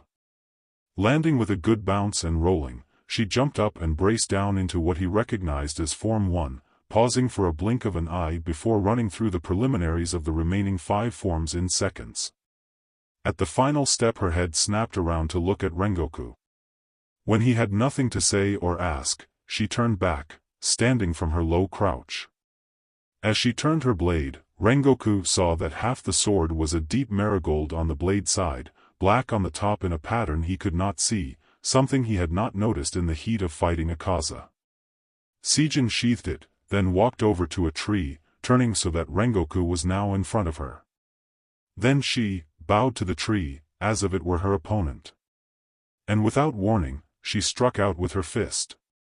His eyes widened as she continued to attack the innocent tree, first with quick, full-bodied strikes, feet making skids in the dirt as her forms changed, then rapidly, the thuds turning to cracks as she practiced with multiple strikes fist, palm, even the back of her hand. She pivoted as though to change her DMNT hand, but instead kicked out, hitting the tree in sets of 4, starting at shin height and ending above her head before touching feet. Almost every demon slayer trained in some form of swordless martial arts, but rarely to this proficiency. You needed resilience, flexibility, and the knowledge to redirect your opponent's force. Simply stopping a demon many times stronger than you was not so simple. However, as it had in her fight with Akaza, it could make an excellent distraction, give the warrior another moment. He had remembered feeling his heart stop when she'd lost her sword, the relief when she'd snapped the demon's head to the side. Sijin kicked one last time, brought her leg back further than before, then leapt, jumping from tree to tree and disappeared into the leaves. The rustling continued for a few moments, then she dropped down like before, rolling to a stop, sword out. Sheathing it again, she stood up straight, then began walking towards Rengoku. Briefly bowing her head, she looked left, then right, and jumped on top of the wall with him. That was rather impressive. Have you been at it all day? Rengoku asked. Sijin seemed surprised. Despite seeing each other every night, they hadn't really made small talk at all. Just a little bit before you came out, actually. I saw you earlier, before the broom-wielding one could show up. Rengoku didn't know what that meant, and I have to say, seeing you at 100% is impressive. Rengoku huffed. I have not fully recovered quite yet. While I am no longer hindered by injury, I still have some rebuilding to do on my former skills. I suppose my apprentices will simply have to forgive it. I will not be able to give them my true all at first. When he glanced over, Sijin was looking at him with what he thought was respect. They locked eyes, and she didn't seem embarrassed to show it at all. Perhaps, say, something had happened on that train, or with that demon, and you had been injured beyond repair. I doubt those boys would refuse your tutorship regardless. Rengoku broke eye contact, watching a wisp of a cloud above them. He remembered mentoring Kanroji, had been so proud that she had created her own form, then become a Hashira with it. Now, he was going to be leading 3 at once. He had understood the responsibility of that back on the train, and he did feel more than ready for it. That wasn't what was truly bothering him. Akaza, Rengoku said, has taken an interest in me. Sijin nodded. I'm not sure there has been a circumstance like this in recent times. I'm assuming any infatuations demons may have are usually solved that night, when they or their target die. If he were to return, I worry about my apprentices getting caught in the middle. I think, Sijin said, a bit slow as she was still in thought, that is simply the terms we accept when choosing this life. Besides, it could be one of them that he goes after, or crosses paths with first.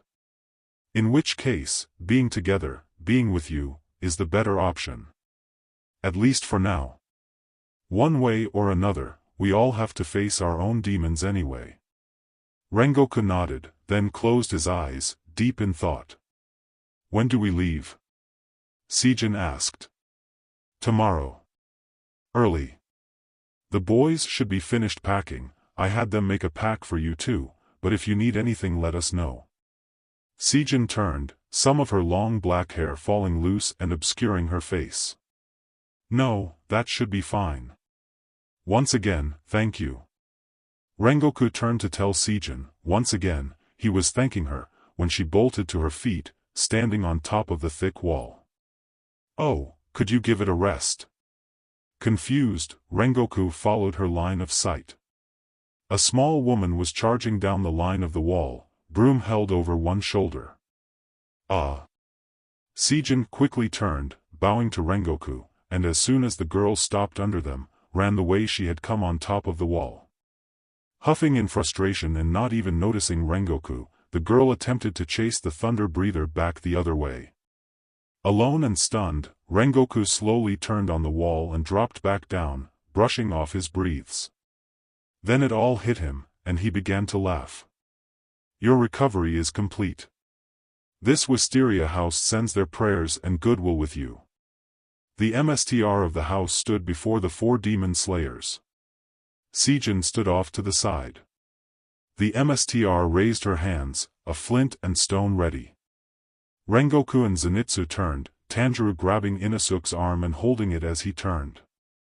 The spark was not lit. Ahem. Sijin looked up as the MSTR cleared her throat, fixing the younger with an intense stare. Straightening up, Sijin stood next to Zenitsu on the far side. She bowed her head, then turned with the others. 1, 2 strikes, then the blessing was complete. The 5 began to walk forwards. Oh, and Tanjiro. Tanjiro turned around, the rest turning to see. It was a pleasure to have you at my estate. The MSTR sent a flat glare down the line, landing last on Inosuke. However, she could not hide her smirk as she returned into the estate, the gate closing behind her. Rengoku had already set down the path, Zenitsu walking with Tanjiro, Inosuke and Sijin in back, the latter a step behind. Dude, why'd she only say that to you? Tanjiro only rolled his eyes a bit, a small smile quirking his lips. What's that look supposed to mean? They all walked for a while, the path narrowing into a thin trail through the trees. There was a snap ahead. Startled, Zenitsu and Tanjiro both looked up at a flash. Rengoku was some 20 feet ahead, facing the group, arms crossed and feet braced, his smile widening just a bit. The 3 boys stopped, their mentor's presence tinged in a slight threat. Behind them, Sijin had disappeared. Finally, training had begun. The trio stopped, looking at each other in confusion. Ahead, Rengoku's smile widened, head tilting as he rested his hands on his hips. Do you think you have what it takes, Slayers? Rengoku's eyes sharpened and his apprentices seemed to falter, unsure of what was going on. There is a demon in these woods. 3 pairs of eyes widened, Inosuke swngng his head around to look for Sijin. Tanjiro stiffened, then his brow furrowed, thinking. Even as you stand there, its victim is running for their life. Your duty is to protect humans, but remember, if the demon catches you, you cannot fulfill that duty, L. Rengoku's cloak flared as he spun, crouching low, and leapt off into the trees, quickly obscured by brush and foliage. Stunned, the 3 stood stock still. Jolting, Tanjiro shook his head, then shot off after the Hashira as fast as he could, still confused. Follow him. Inosuke yelled, grabbing Zenitsu and following their quickly retreating friend. But what's going on? It's the morning, demons shouldn't be out right now. Plus, how would Sensei know? Who cares, if they are running towards a fight then so am I. I'll rip that demon apart no matter what time it is. None of this makes any sense. The longer he ran, the more something was off about this. Tanjiro hadn't smelled a single demon, not even another human outside of his comrade since entering these woods. Rengoku was a white blur ahead, changing his speed at random, darting left and right with no pattern, ducking under bushes and behind trees. Nezuko's box was a comforting weight at his back, but here in the sun, she could be of no help to him. Even as you stand there, its victim is running for their life. But there was no one here. If the demon catches you, you cannot fulfill that duty. Another scent was approaching, and fast. It was familiar. Sticks cracked under heavy feet, growing louder every step as something charged. Tanjiro turned. Zenitsu's head whipped up as Inosuke's head snapped to their right. Someone had just screamed, a single, startled note, before silencing. It had sounded like Tanjiro. Inosuke left his side as he darted to the sound, right as something caught his eye. Heading the opposite direction was their Hashira. "Where is he going?" Zenitsu cried. "Who cares, Machiro is this way." The two friends continued in a straight line, towards where they thought the cry had been. A rustling sounded to their left. Inosuke skidded to a halt, Zenitsu stopping too slow and bouncing off of him. In front of them, Tanjiro was fighting. He had been very startled when a large form had come barreling towards him through the bushes. Now, he understood. Sijin was currently battling him. As soon as Tanjiro had recognized her, he sheathed his sword. With a smirk, she had lunged. This was training. Rengoku was playing the victim, or at least a goal. Sijin was the threat. To pass, they had to catch Rengoku or subdue Sijin. Good luck, Tanjiro thought to himself. He hit the ground as he dodged a kick, rolling and springing away. She was so fast, he felt like it was more of a mad scramble than a true retreat, Sijin attacking from one side, then was waiting for him on the other before he could escape. He had a sinking feeling that she was holding back. Baraf. Tanjiro wasted a precious second looking towards the disturbance. Inosuke was charging right into the center of the scuffle. With his distraction, Tanjiro was grabbed by the back of his clothes and lifted off his feet. With her opposite foot, Sijin planted her heel into Inosuke's chst, she hadn't kicked, thank God, the dual speeds would have snapped the boy's ribs, and stopped his momentum. Her foot had been slightly off-center, sending the boy spinning. She snatched him by the back of his neck, also lifting him so only his toes reached the ground. Tanjiro had no leverage suspended as he was from between his shoulder blades. He could arch back and kick her side with the flat of his foot. But she didn't seem to care. Inosuke grabbed the arm behind his head, swinging his legs up to his shoulders, but if he couldn't break the grip on his neck, it was pointless. Zenitsu stood by the nearest tree, looking at his friends in horror and confusion. The demon had revealed itself, as a training opponent less violent but more terrifying than his gramps. He didn't want to do this. They had lost, exercise over, right? But his friends were in danger. And with her hands full, her torso was exposed. Seeing everyone else's swords were still sheathed, he grit his teeth and charged with his best battle cry. Covering the distance faster than the other two boys had, Zenitsu drew back his fist, aiming for the diaphragm. Only to be crushed as Sijin brought his friends down on him like a pair of cymbals. All three collapsed in a heap with grunts and shouts, disoriented from the shot. Sijin towered over them, chst shaking in silent laughter. Zenitsu shook a bit, the other two squirming as they tried to untangle themselves. This was just the tip, just the edge of the power of a thunder breather. Something cracked. Sijin whirled around. Zenitsu looked up to see a flash of white. Rengoku was some distance away, watching the ensuing chaos. Wholesale trouncing more like. Without hesitation, Sijin bolted, charging towards him. In maybe 2 seconds, the Hashira was running. But for that same natural and slightly unnerving grin on his face, it would look like he was running for his life, Zenitsu thought. Quickly. Tanjiro leapt to his feet, gaining speed as he headed towards the conflict, calling back to his friends. Groaning, Zenitsu got up with Inosuke and caught up to Tanjiro. Sijin and Rengoku were way ahead. Wonderful. Our mission, Tanjiro shouted through rough breaths, they were still coming off of their recovery too, is to protect Rengoku-san, and stop Sijin-san. We must not fail. With gusto, Tanjiro picked up the pace. Inosuke growled about not being slower than him. Zenitsu built up every mental wall he had. It was going to be a long run. All in all, they had done well.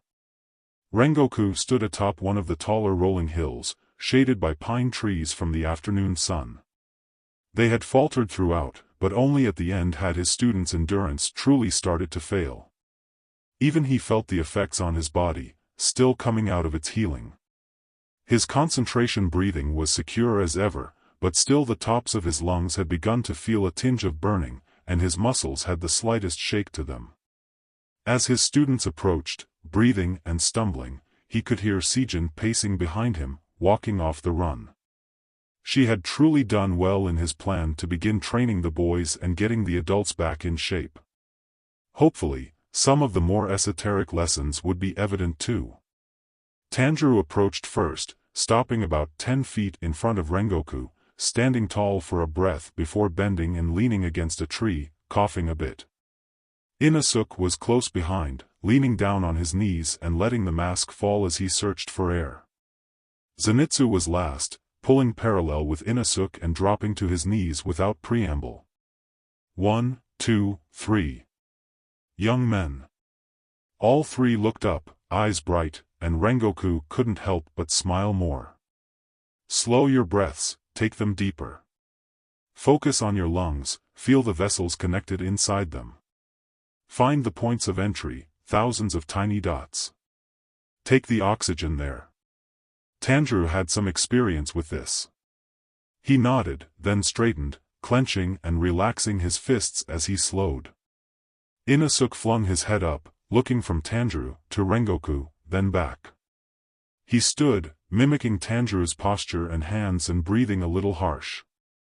Zenitsu had risen but was a little bent, teeth bared a tad as he went in, out, in. Feel the burn of recovering muscles. The twinge of stretch in your lungs. Focus here, take it there. Inosuke definitely struggled. Concentration breathing in general was helping him recover, but not necessarily as fast as he could. Tanjiro was gasping a bit too strong at first. Now he stood tall, chest rising evenly, skin returning to a normal, paler color. At first he didn't see it. But Zenitsu's eyes were closed, head bowed, shoulders relaxed. Back straightened, he seemed the most normal of the three already. His aura was a touch menacing, ready for action. Was he asleep? Once Inosuke finished standing, Rengoku clapped his hands. Tanjiro jumped a bit, and Zenitsu sprung up in surprise, spell broken. Well done. Shinobu-san told me you had all broken her largest gourds when you finished your recovery there. You all have strength, now it is time to focus it. Practice this even as we walk, after every time we train. You will increase your endurance, healing time, and strength once again. Rengoku motioned them closer, sitting cross-legged and gesturing to their packs. They walked closer, getting out the food they packed at the wisteria house. He let them settle for a while, and when Inosuke started getting restless and thinking of causing trouble, Rengoku started. So, what did you learn on the run? All three boys paused, looking around at each other. That, like, you and Sijin are ungodly fast. Zenitsu piped in. And yet, you were not so far behind us. Still, we couldn't catch you, it was so frustrating. Inosuke beat his fists in the air. Sijin caught us plenty of times, though, Tanjiro muttered. Indeed, Rengoku took a deep breath, so she will be your goal. By the time you leave my mentorship, I want you to give her a run for her money. But she uses the thunder techniques. Zenitsu said. Other than me, I have not heard of anyone else making a name for themselves in that form. She might be one of the fastest demon slayers there is. Imagine. The four looked up. Sijin was lounging between two branches up a tree, a rice ball wrapping dangling from her fingers. Imagine a slayer, with the speed of thunder, the strength of stone, the power of flame, the endurance of wind, and precision of water.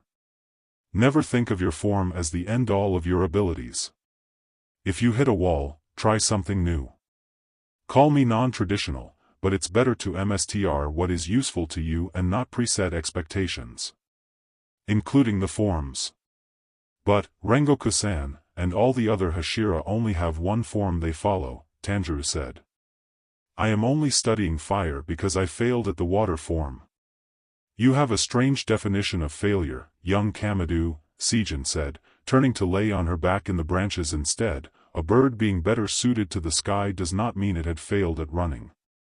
Besides, now it is simply knowledge and experience in your arsenal, and you will incorporate it into your fire forms, consciously or not.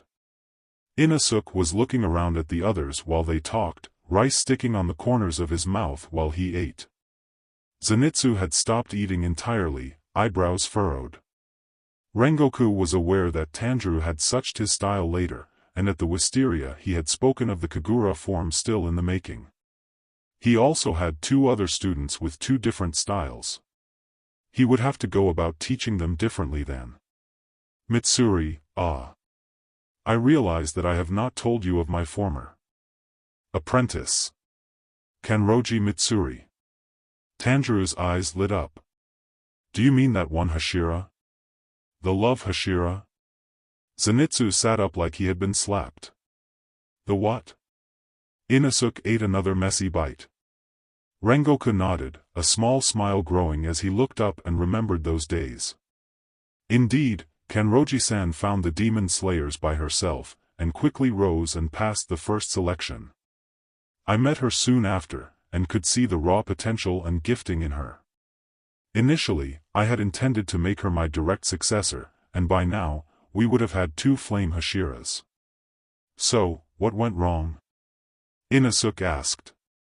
Rengoku leaned back, crossed his arms, and started laughing. His stomach heaved with the force of it, but the sound wasn't sarcastic or offended. Wrong. Young Inosuke, my dear apprentice, she exceeded all my expectations. She took what I taught her, our experiences, and created an entirely new way to fight. A fresh take on a tried and true form. Settled it so it was duplicable, and now the forms sit in their own scroll at the MSTRS mansion. If she chooses someone to mentor, she can teach both flame and love in their entirety. But always remember, Kanroji-san did not fail in what I do. She was simply made for something else. Rengoku set his rice ball to the side, shifting so he was kneeling, settled back on his heels, hands on his thighs. As your mentor, I have taken the responsibility to bring you to your best. I will not ask or force you to conform one way or the other. I may be unfamiliar with your specific abilities, but I also look forward to learning from you.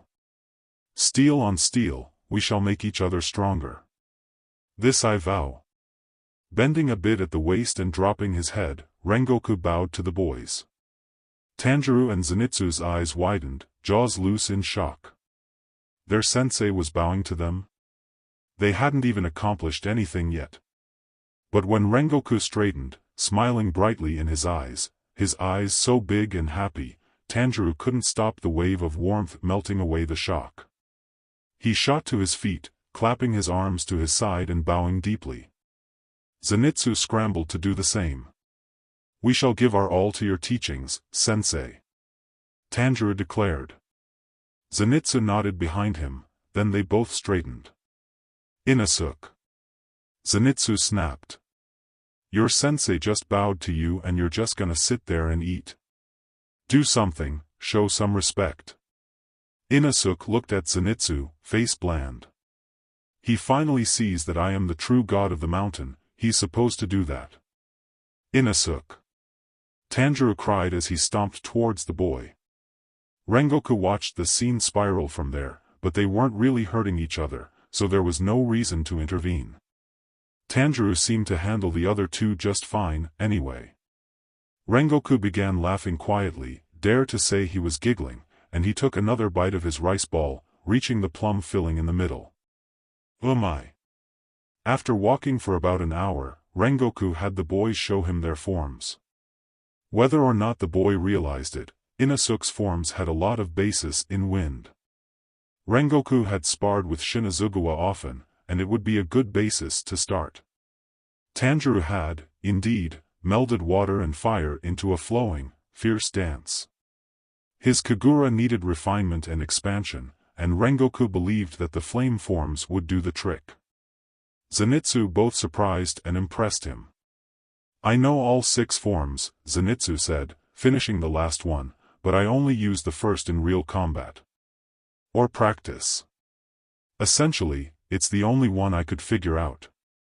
My Gramps knew this, and he had me practice it until I could do it in my sleep. And indeed you do, Rengoku said. Sijin was still up in the trees. They would arrive at a village midday tomorrow, but here the forest was heavy. Every so and often the boys would hear a scratch of bark, but she was mostly silent. How is your first form best used, would you say? Zenitsu thought for a moment. It's mostly a frontal attack. You have to get where you are going, then it's just a matter of taking them out in a single blow. It's the simplest attack. Zenitsu stopped, Tanjiro and Inosuke making it a few steps past him before stopping and turning also. Then it is defense that is your weakest point, no? Rengoku's smile grew. He swept his cape, hand latching onto the handle of his katana. That is a good place to start. Wait, Zenitsu was backing up, hands held out as he pulled parallel with the other 2. Rengoku started stalking forwards. Sijin was no longer above them. Tanjiro grabbed Inosuke and Zenitsu's arms and pulled them, starting to turn and run. Faster. Zenitsu yelled, go faster, he's catching up. Kaya. Rengoku watched as his students settled down for the night. They had rested again at dusk, Rengoku giving them breaks throughout the rest of the day by hiding, watching them take their next course of action. They had much to learn. But they had come so far to be here. Now, 4 hours into the night, with no sign of demons as of yet, they had made camp. All 3 had heavy eyes, he assumed Inosuke did under the mask, his shoulders were drooping, as they stared into the dying embers of their fire listlessly. Rengoku was taking first watch. As a slayer you usually slept during the day on missions or in demon-heavy woods, but their first day had been long, and until they had a better sense of where this demon was headed, they didn't need a schedule. Right now, it was about covering ground. Also a good use of chase-based training.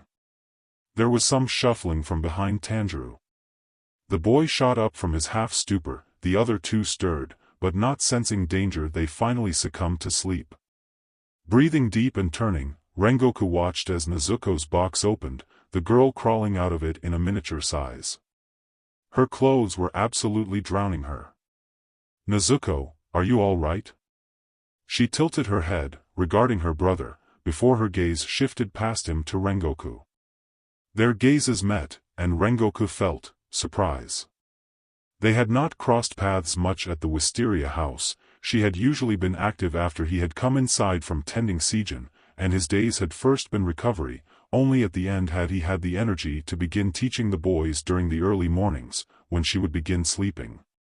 When awake during the day, she had been with her brother or entertained herself in the innermost rooms, away from the sun, though he had heard talk of how she would race the halls at night.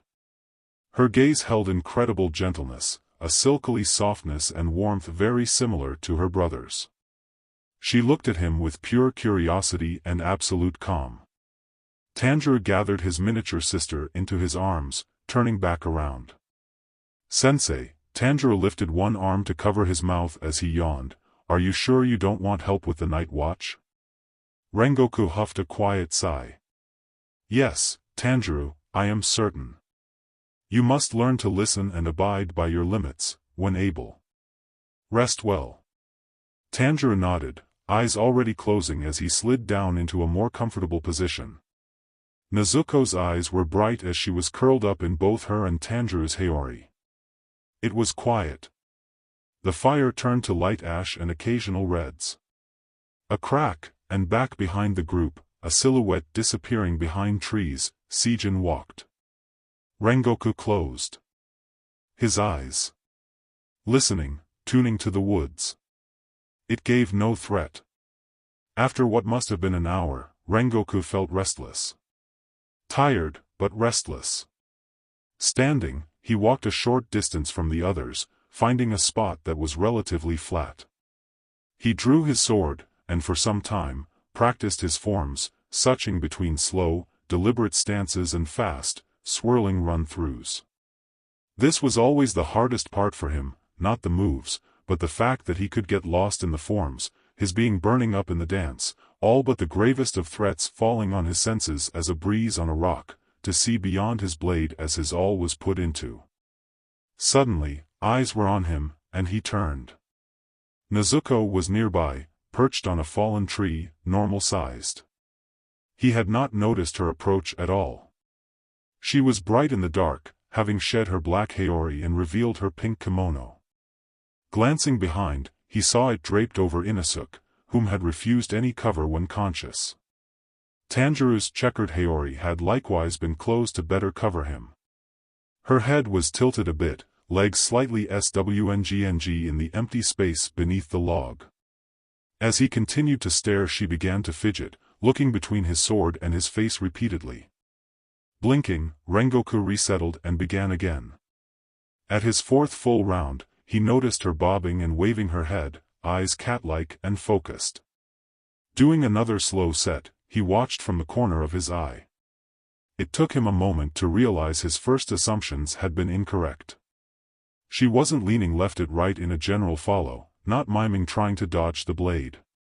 Nezuko was moving three-dimensionally, almost perfectly tracking the tip of the blade in all but spins, weaving through the air as if she were the sword. Very, very interesting. Doing one more set at speed, both trying not to laugh and impressed at Nezuko's speedy imitation, he sheathed his katana and walked over. She looked up at him, innocent and unconcerned. Rengoku huffed, reaching out his right arm and placing his hand on her head, stroking a bit to the side. "I am glad for you, Nezuko-chan. You only continue to prove yourself. Truly, you have the heart of a demon slayer. And the heart of a sister." Before he could step away, Nezuko had grabbed his wrist. Her claws were long and thin, razor-sharp. They didn't even graze him, and closed her eyes, rubbing her head and cheek into his palm. Surprised, he obliged her for a moment, and when he tensed just enough to indicate he wanted to pull away, she opened her eyes and let go. "Come, let us join the others." As he sat cross-legged in front of the cold embers, he checked around again. Even the wind was quiet. Nezuko crouched by the embers, staring at one of the last orange glows. She swiveled her head, then pointed at the flaming ends of Rengoku's cloak.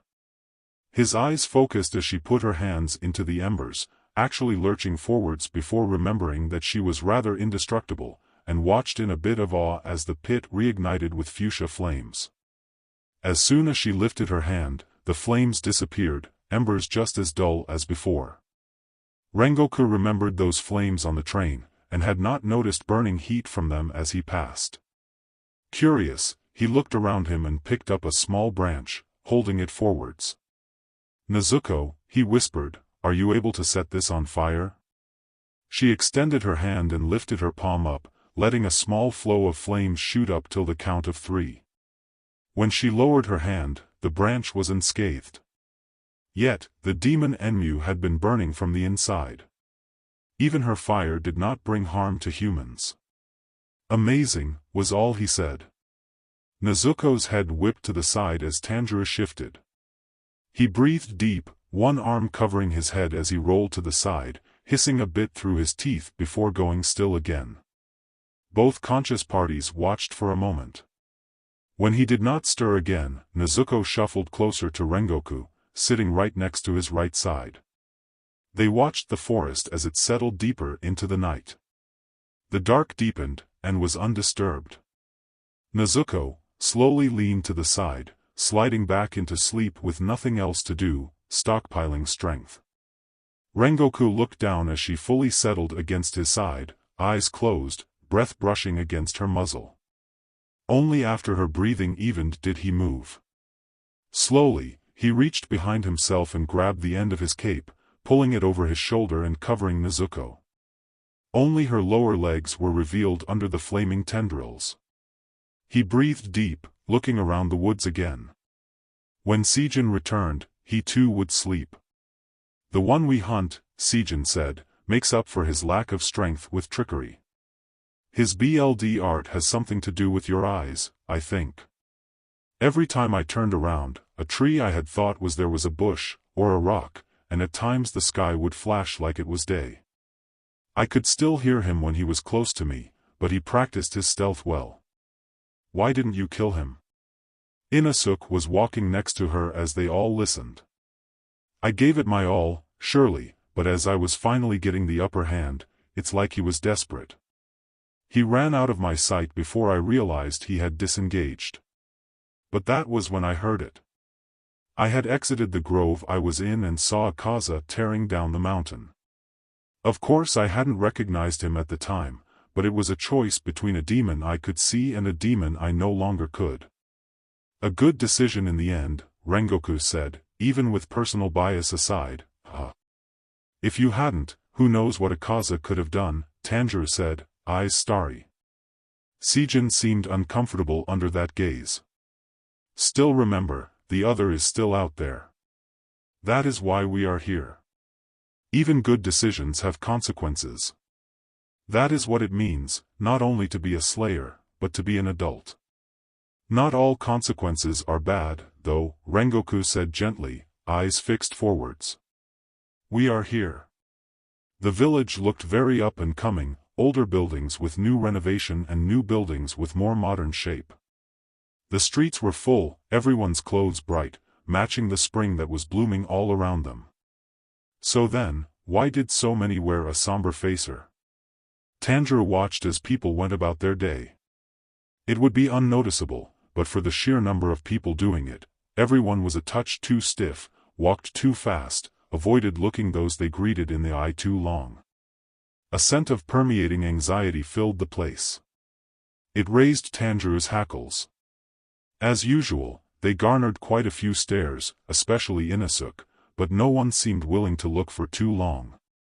Sijin had warned them before entering the town, that here, people were far more likely to care that they had swords. They had strapped the swords to their backs, curving the katanas around a bit diagonally to ensure that the hilts didn't poke at the tops of their covers.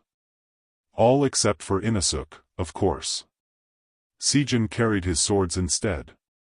Hers, she could carry freely. When they had left the wisteria house, Sijin had been wearing a walking stick at her back. It had a thicker golden band near the top. He had seen it briefly at the train, but had been too tired to care.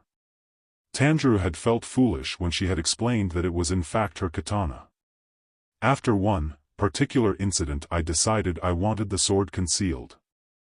I had the sword makers create a longer sheath and handle from the same branch. Now I can move freely with it. So she was using her katana as such, while her haori covered Inosuke's. They made it about a quarter of the way into the city, before someone interrupted them.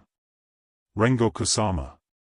The Hashira at the lead turned to his left, and the group stopped. A young man was running down the side street, wearing civilian clothes. However, his uniform was peeking out the top of his kimono like an undershirt. Yes? The young man took 2 deep breaths as he approached, standing military straight.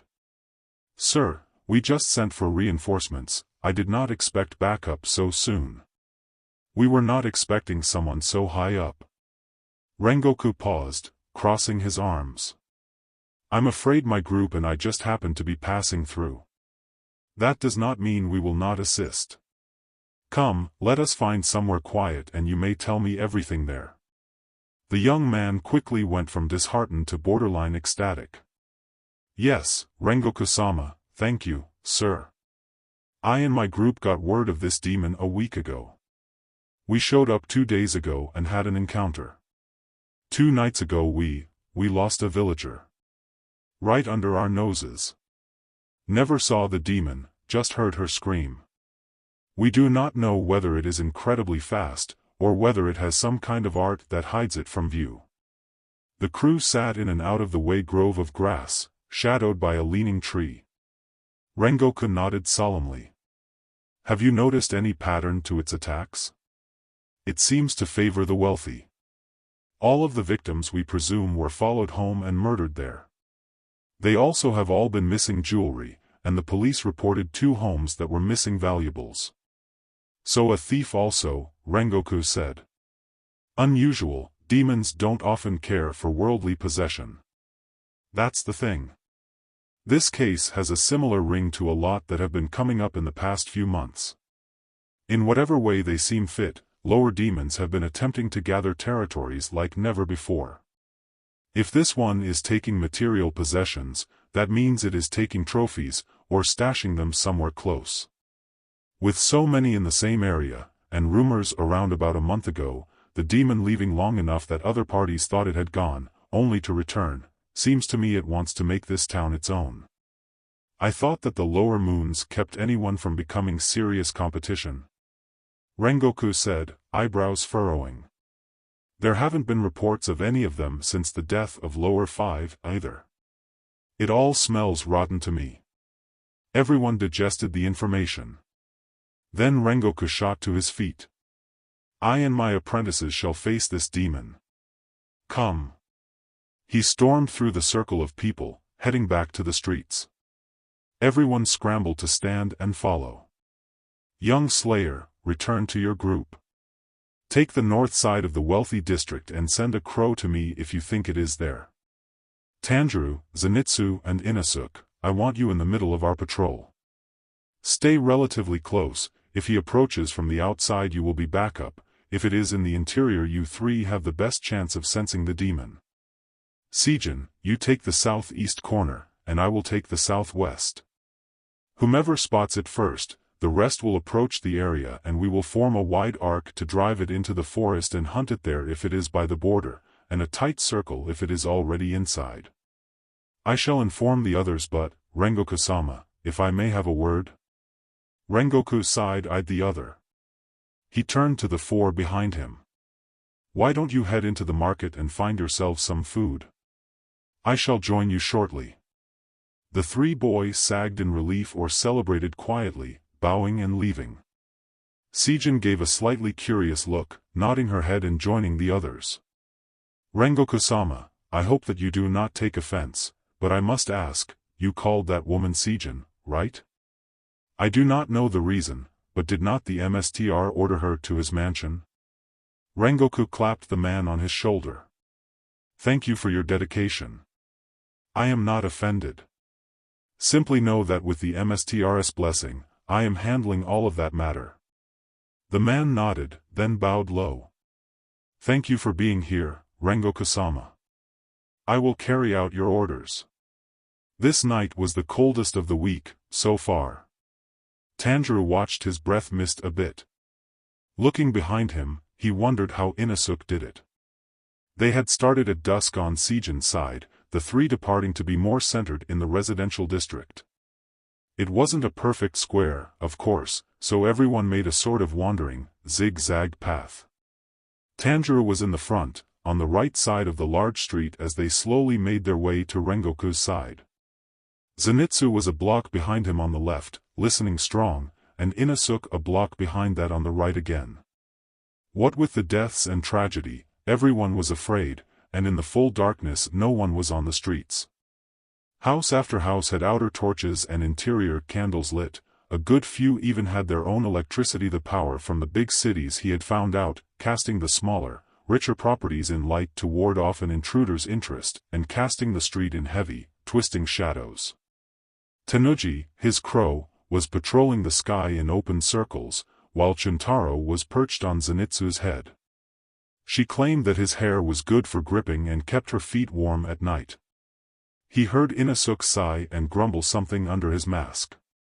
They had been going for almost 2 hours in complete silence. Then the rot hit his nose, and he stopped.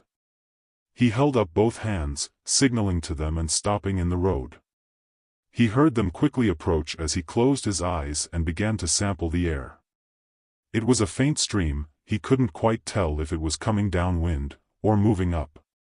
Tanjiro breathed slowly, winding carefully in the street.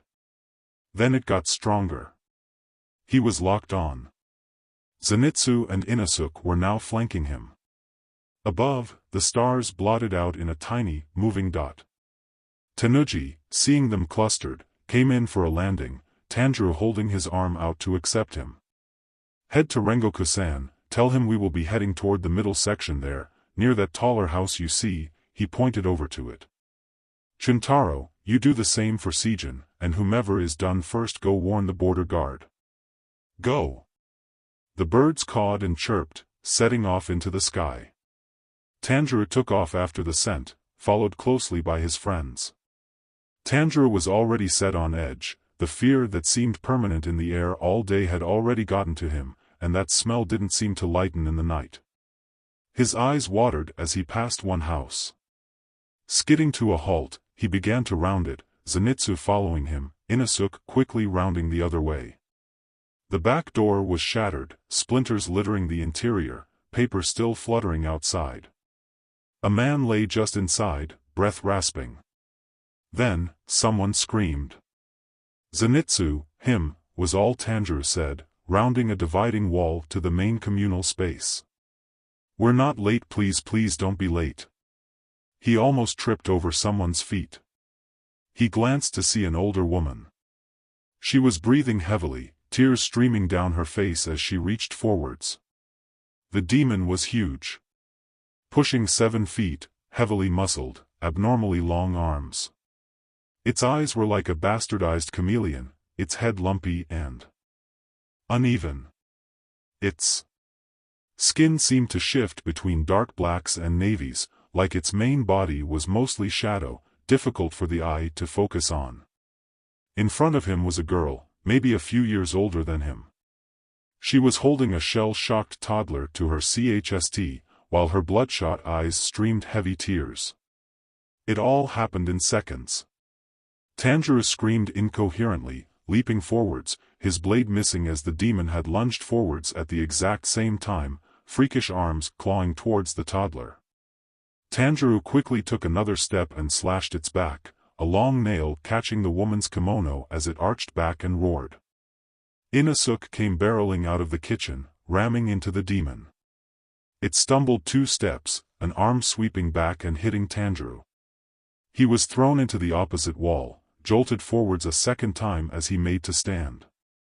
There was a bang and a click as Nezuko's box opened and closed.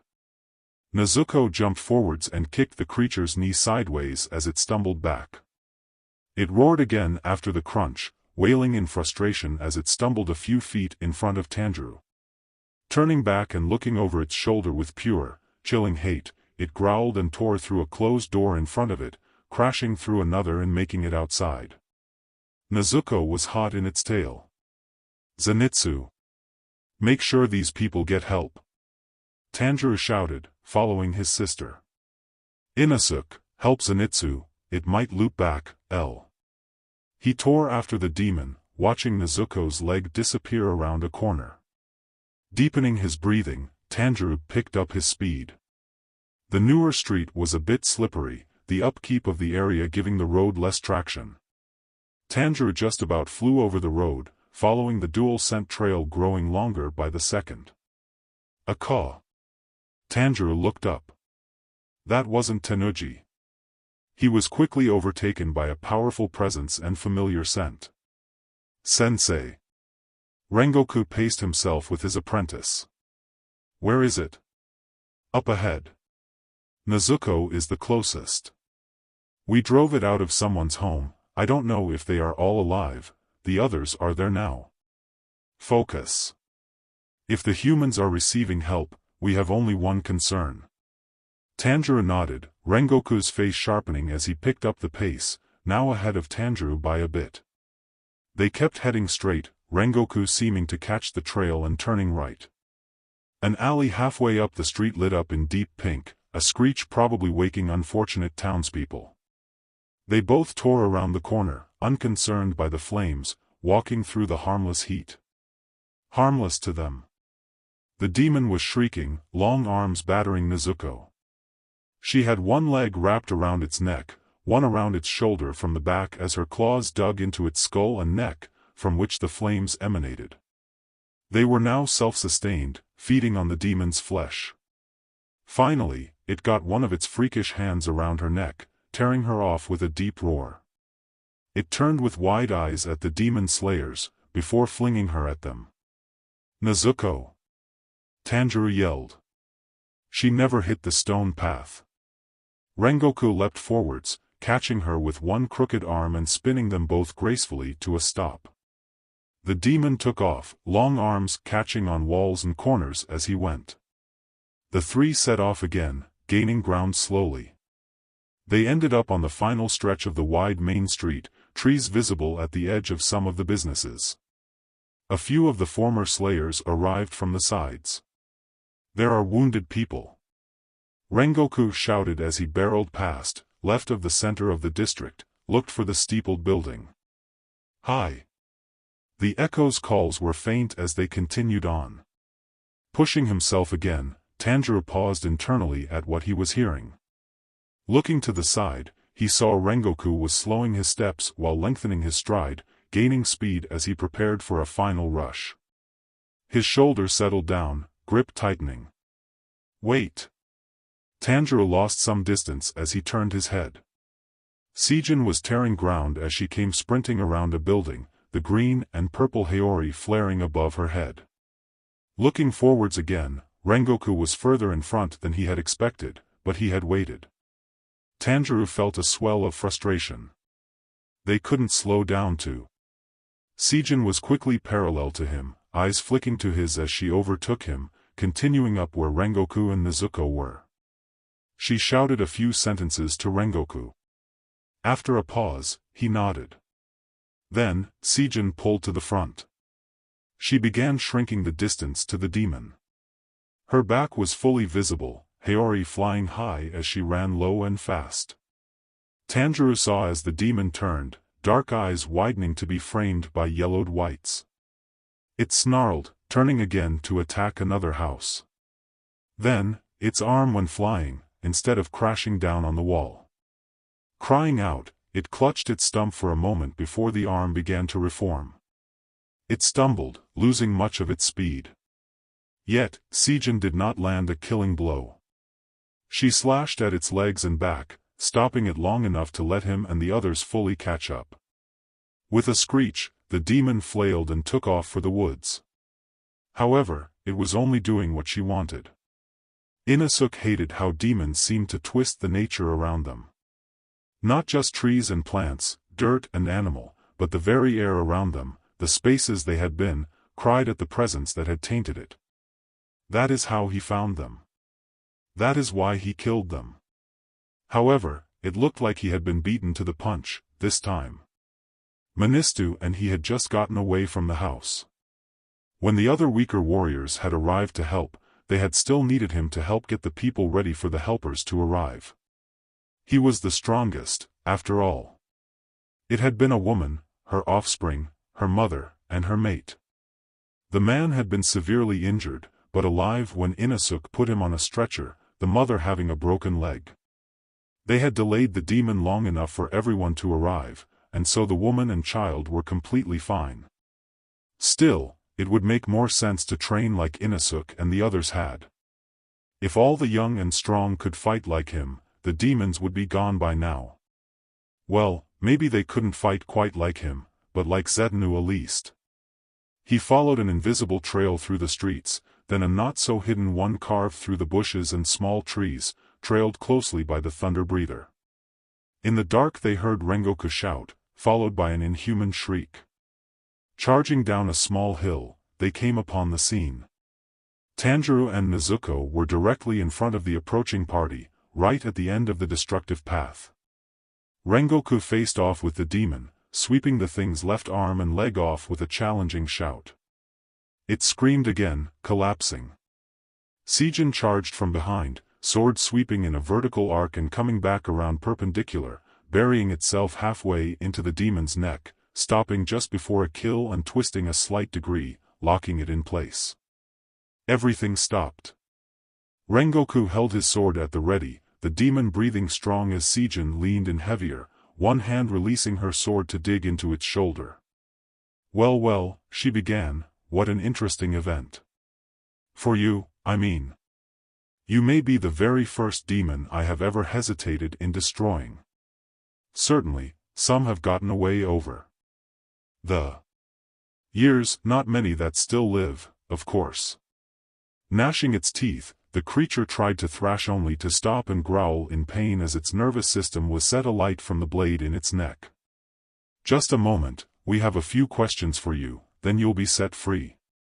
In the middle of her sentence, the demon had begun muttering, louder and louder. Not fair, not fair, not fair. What isn't fair? Rengoku asked, eyes exceptionally sharp at the discomfort of the demon still being alive. I had just escaped. Only I was powerful enough to escape him. Only now for all of you to come and stop me. To end my reign. Unfair. Escape who? Sijin asked, Muzan. The demon tried to whirl its head around. It was thwarted with Rengoku bringing his blade down suddenly, sword stopping halfway between its eyes and turning its head back. Don't say his name so casually, filth. The demon slurred. You would do well to answer our questions and be done with this. Rengoku's voice was deep and clipped. He pulled out his blade, the BLD on it turning to ash. If I have to die, I guess they should too. He is running from our MSTR as it is. Zenitsu shivered between Inosuke and Tanjiro at the raspy voice. What a horrible scene. I don't know his name. Only that there is a demon who uses his BLD arts to confuse all who are around him. He can take any object and make it appear to be anything else. Weeks ago, he began amassing demons by making the others appear as humans. We chased each other through the nights, then he lifts the illusion during the day while we hide. Once we knew what was happening, he makes us all look the same so we don't know which one is him, and if you try to leave he kills you before you can. Demons don't normally make pacts. You are too eager to kill to last each other. Why would this one want an army? I don't know. Without the lower moons around anymore, everyone had been trying to grow their power uninterrupted. That's why I wanted this town, trash. Realizing what he'd said, the demon gasped, beginning to shake as his eyes went wild. That's why it's unfair. I'm sorry please, I'll do more, I'll eat more, please dash. With a guttural gasp, the demon arched briefly in Sijin's hold, before its shoulders straightened, head slowly raising up, eyes heavy and sharply glaring. It bored its hatred at Rengoku. The voice did not belong to the demon from before, see you. Rengoku lifted his head and tilted his blade, facing down the threat. The air shifted. Inosuke heard Tanjiro inhale brokenly. He whispered a single word. Muzan. The shadow quality of the creature's torso began to roil. Without hesitation, Sijin slid her blade completely through the demon's neck, doing another full swing for a T-cut, swiping another few inches off its neck and bringing it down to split its spine in half. The head landed to her left, gasping. Weak tendrils shot out from the dark, flopping to the ground. Rengoku had pivoted, spinning to place himself between the struggling body and his students, Sijin leaping away and leaping between trees to higher ground. It was pitiful, honestly. The demon gasped weakly, all defenses gone, the attack happening through its body ineffective. Then, there was only ash. As the ash blew away, it revealed a glittering mass. A large pile of riches were there, coins, lanterns, jewelry, figurines, anything with silver, gold and jewels. The spoils of its victims were finally released. What the hell? Zenitsu whispered to himself. Muzan can control any of his demons, and hear their words, Tanjiro said, I've seen it twice, once when they were at risk of divulging information, once when a demon said his name. Nezuko wound one hand into Tanjiro's sleeve. Doesn't this mean that he knows about us now? Zenitsu said shakily. Hate to break it to ya, Sijin said, inspecting her blade, he probably knows every slayer out there if they've been seen by any demon. Kaya. Inosuke continued staring at the spot where the demon had died. Muzan had been here? Right here? Grara. We should have tortured him slowly. At least we got some information, if not the specific questions I was going to ask, Sejin continued flatly.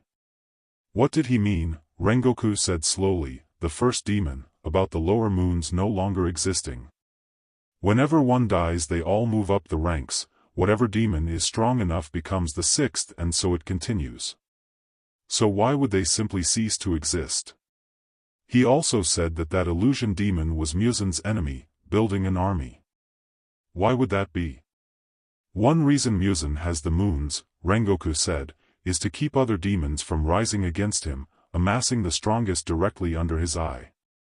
Why he wouldn't have killed that usurper like he did this one I do not know. Unfortunately, this sounds extraordinarily similar to the demon we are hunting. If we are to kill it, we may need to be prepared for an army of unknown number. Everyone looked at Sejin, the revelation dawning on them. Sheathing her blade, she turned to Rengoku with a somber face. This is somewhat unprecedented. We don't know how many demons we will be facing. A few at a time is relatively normal, but this demon spoke of it like he was consolidating more. In another time I would ask for a larger group to face it, but the corp is spread thin as it is. Rengoku crossed his arms, closing his eyes and tilting his head up. The boys watched. There are two things we are going to do, he began. We will track this thing down. Our first priority will be to gather information. If we can, we will call in backup when the time comes. In the meantime. His eyes held a flame chilled in appearance, burning white and holding destruction even at a distance. We train. We will train to face an army bigger than any it can conjure in a finite time. The demons have changed. That is their mistake, for now it is our turn. There will be no running now. This mission is unlike any of our time. So, I must ask. This is no longer a normal apprenticeship. For we do not hunt a normal foe.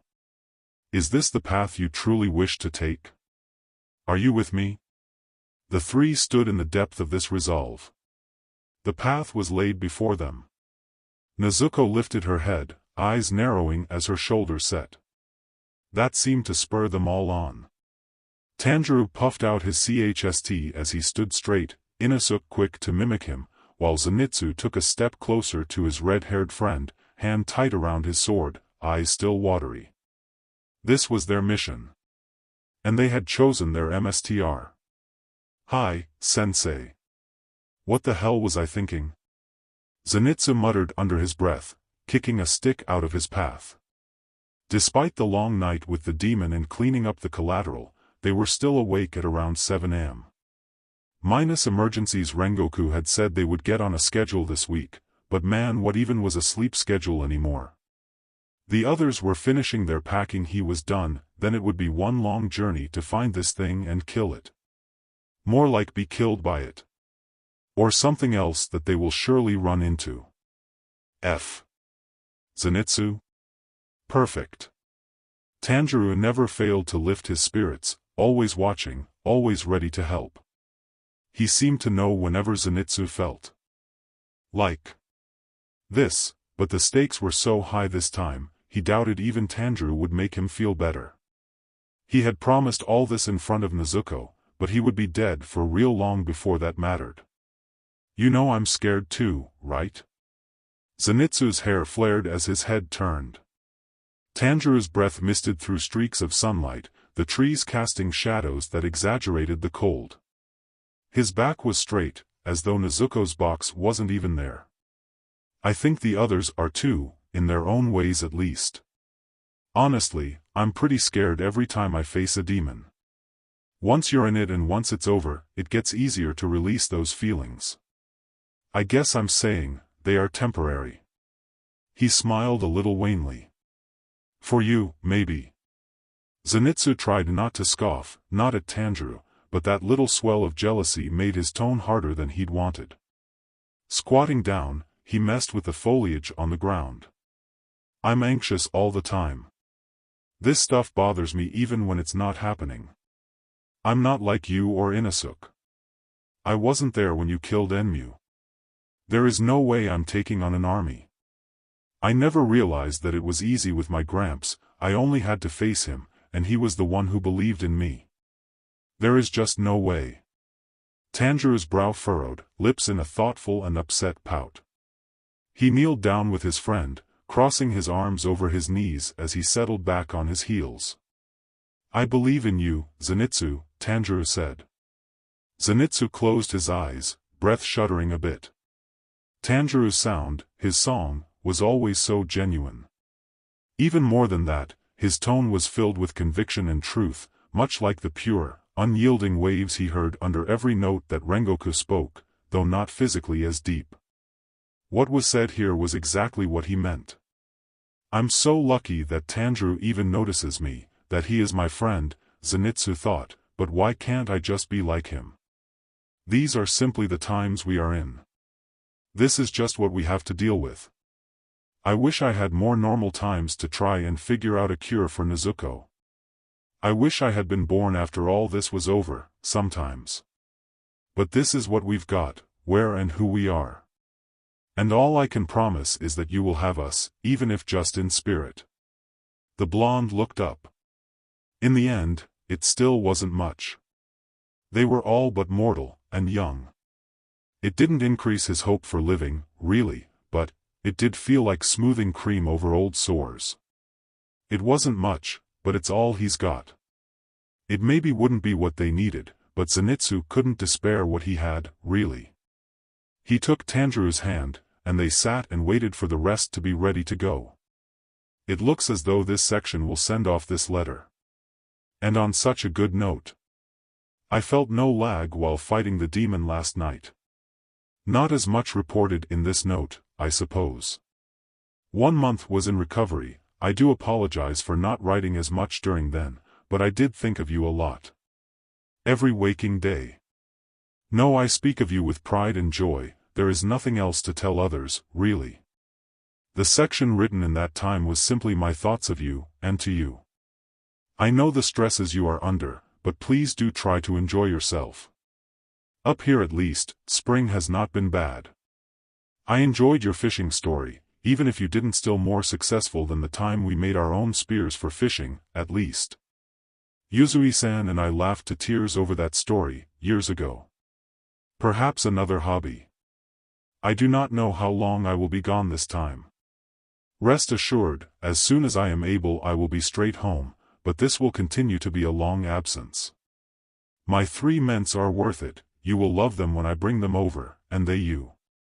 Rengoku put the small pen to his lips, ensuring the ink didn't drip. The paper across his lap was long, thin and light, his writing as concise and abbreviated as he could. Sanjuro and he had agreed that longer notes were better for the crows running them, 1 trip instead of many, and held better, comprehensive timelines of each other's lives. Rengoku sent one off every few months, once the scroll had filled. His estate was easy for the crows to find, me, not so much. Often, 2 or 3 scrolls would arrive from Sanjuro at a time, as they accumulated in his absences. Rengoku thought of last night. Of the demon whom had then become possessed. I see you. I see you. Was his family in danger? Or was it personal only? I do ask that you would promise me one thing. It is growing more and more tumultuous out here. Some things are changing. Do not wander from the estate at night as much as possible, take your trips and see your friends during the day. If you are worried about anything, send a crow to the MSTR. His house will send help. But please, do not worry. Despite asking you not to, I am simply worrying now. I'm the elder brother, it's my job you know. Keep hope, get out of the house and live. Enjoy your spring, and believe it or not I have been enjoying my first few weeks. As much as I can, at all opportunities. I love you, Sanjuro. From, your big brother to you, my pride and joy. The writing at the end was a bit crowded, as he filled the paper to the last corner. He waited for it to dry before rolling it up, putting away the small stationery in a thin palm-length box and setting it in his pocket. His crow, watching from a tree above, swooped down and settled on his knee. Rengoku affixed the small scroll to his leg, gently petting the bird with 2 fingers. It disliked the pull of a full palm, down its head and small upper back. When the crow decided it had had enough, it hopped a few feet and flew away. He had seen Zenitsu then Tanjiro walk off into the bushes, but sitting as he was he couldn't see them. Nezuko's box had been closed at dawn, but she had turned it and cracked the door open, streams of light brushing the back of it. Rengoku hoped that she would sleep during the day. He would lose his mind if he had to be awake all day with nothing to do. He turned and followed Nezuko's peeping line of sight. Behind him, Inosuke was being rather loud. "Gra! Why won't you just move? I'm pushing as strong as I can. I'm bigger and stronger than you, Inosuke. All I have to do is push back." Rengoku stood, leaning on a tree, watching the mini-drama in front of him. Inosuke rushed back and forth, attacking low, any high strikes done with his legs, swng and kicking at rather uncomfortable angles and tearing speeds. Rengoku was again impressed with the younger man's flexibility, wincing internally a bit at the thought of twisting quite like that himself. Seijin easily deflected Inosuke with one limb at a time. When not dodging or sidestepping, she used her left foot to redirect the low attacks, never truly going on the offensive. When Inosuke got tired of that and attacked at a standing position, the fight turned into an even quicker brawl. He leapt, and was almost immediately subdued in a careful hold, Seijin partially on top of him as he was held on his stomach for a moment, kicking and yelling. "You keep taking me gently to the ground. This isn't a fight. Would you fight like this against a demon? Would ya? Would and have. If you promise to calm down a little, I'll show you." Inosuke froze, his tantrum paused with limbs suspended wherever they had swung. Seijin patted his back as she stood, and Inosuke followed. "Your problem is that you are trying to outmuscle me. For sure. It takes all-out strength to fight a demon, but even the strongest of us can be thrown or crushed by even an average demon. Our weight is nothing to them. So, say, you dropped your sword, or it was broken, or you were jumped before drawing it. You will need to stall the demon. You will need to fight without the strength required to win." Seijin widened her stance, lowered her center of gravity and held up her fists to her face. "We will take it slow. Mimic my stance. I want you to try and punch my face." Without any of the hesitation Tanjiro or Zenitsu might show, Inosuke stood close, mirrored her, and struck. With one arm bent, she deflected the blow, his fist just past her upper shoulder, and the rest of his arm moved by her bent one. "Now, from here, try to kick me." Arm swng away as he pivoted, Inosuke kicked high. Lightning-fast Seijin took one step back, and with an open palm slapped his leg the direction it was going. The extra force to the kick put him off balance, and he stumbled away, flailing as he refused to fully fall. "You have the acrobatics needed to truly hit an enemy how they least expect," Seijin stated, "and your speed has surpassed many demons. But your motions are still wild. Unrefined. Fortunately, I think all you will need is targeted practice in where to hit an opponent. You seem to have learned most of the basics instinctively." Perhaps thinking she had lowered her guard, Inosuke lunged, feinting to her right side but twirling to try and slam into her left. In very similar fashion to Tanjiro at the Wisteria house, Seijin quickly braced her hand on his shoulder, leaping over him in a short arc, legs over her head and curled close. She landed a bit heavy on Inosuke's lower back, slamming him into the ground. He grunted, then vocalized his rage, yelling and thrashing as he tried to throw her off. The moment Seijin had finished having her fun and lifted her weight, Inosuke darted out, turned, and charged again, head down. Unfortunately, he did not take into account that she was still low on the ground. Bracing down with her knees and the ball of her feet, Seijin lowered her upper body and caught Inosuke's stomach with her shoulder, quickly wrapped her arms around his back and knees, then stood in one powerful, smooth step. Rengoku shook his head with a smile as the protest started, loud and indignant. As if signaling the final round complete, Nezuko gave a soft at his feet and closed her box. "Put me down." He beat his fists on her back, feet wiggling as he was unable to kick, trying to throw his weight around. "Calm down, and I'll show you how to do this to me," Sejin returned with a smirk. Rengoku started off at a slow pace into the woods, knowing it was a far more efficient method to gather everyone on the trail than standing there and telling them to gather. He knew when Tanjiro and Zenitsu joined, due to their dual laughter and Inosuke's reignite rage. As everyone caught up and fell into line, Rengoku made sure to soundly put all thought of his family into a box at the back of his mind, and fully focus on the task in front of him. And this was just perfect. Sweat beaded on Zenitsu's head and neck as he watched his doom come closer and closer, and only because his friends were doing well, of course. Sejin had sparred with Inosuke almost up until noon, walking backwards or having both of them sidestep. Finally, Inosuke was able to deflect or push back Sejin, not quite regularly, not yet, but she had patted him firmly on the back with a deep chuckle. "Excellent, Inosuke, excellent, especially for a first day." No, that wasn't the problem. In fact, Inosuke had been quiet as he glowed under the praise for a while, which was usually good. The problem is that she had immediately turned to Tanjiro, and offered to spar. That he had readily agreed, and had been getting tossed around and blocked with ease for the past hour. That Rengoku-san hadn't come to save him with horrible but familiar training, and was leaving them at Sejin's mercy instead, because he was next. Think of it like using your katana. Keep your foot placement essentially the same, but you must be lighter, bouncier, I guess. Your arm is the sword, use your defense. Tanjiro nodded, Nezuko's box creaking quietly as his shoulder lifted, lowering his center of gravity, widened his stance, keeping full balance on one foot whenever he stepped along with the others. Zenitsu remembered their first day. How she had held his friends, one in each arm with ease. She was firm in her movements and pushes here, certainly, but she was nowhere near what she had been using then, and probably not even close to her full power.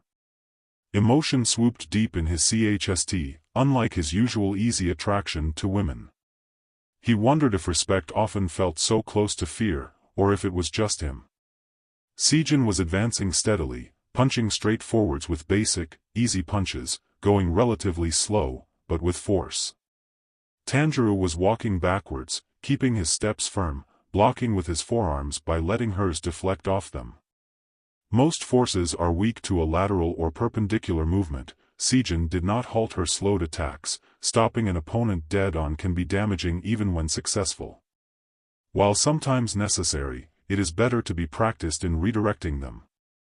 Give them a shove, and let their own power destroy them. Picking up the pace, Sejin advanced further.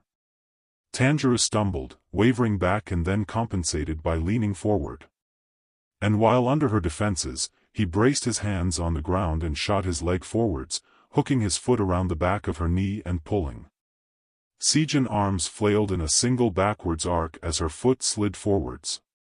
Tanjiro moved in with a punch of his own, but Sejin had thrown herself forwards, landing in a deep lunge and caught his wrist. She took a step towards him, still low, and with his wrist locked down with her he couldn't straighten or escape. Tanjiro kicked, but his shin was intercepted by hers. Standing in one smooth swoop, Sejin swung her foot behind Tanjiro's, and pushed his upper body with his captured hand. He accepted the fall, landing lightly and rolling to sit, legs starting to curl under him. Before he could move further, Sejin stepped forwards and placed her foot in his sternum, rolling him onto his back, onto the box, slowly increasing her weight until she was leaning over her knee to look at him. Zenitsu stopped, unwilling to continue on without his friend. Inosuke slowly traveled on, looking forward and back between Rengoku and Tanjiro. Slowly, he stopped too. Rengoku continued on. Tanjiro arched his back to watch his mentor, starting to kick and squirm the further he got. He tried to lift the leg off him, but the pressure did not change. He was at a disadvantage, head hanging off the edge of the box and hips off the ground. Inosuke took 2 steps forward, looking like he wanted to help, but Sejin raised her hand, and he kept his distance. Tanjiro's breath was shallow. He wasn't panicked, but clearly becoming frustrated. He had lost. Why did Sejin keep him down? Tanjiro looked up again, a glare edging in his gaze. Sejin met it, tilting her head a bit. Like a torch had just sprung to life, Tanjiro's eyes lit up. He took as deep of a breath as he could, twisting just enough that both his arms were on the outside of her leg. Hardening his ribs, B braced his elbow and palm on the outside of her right calf and pushed.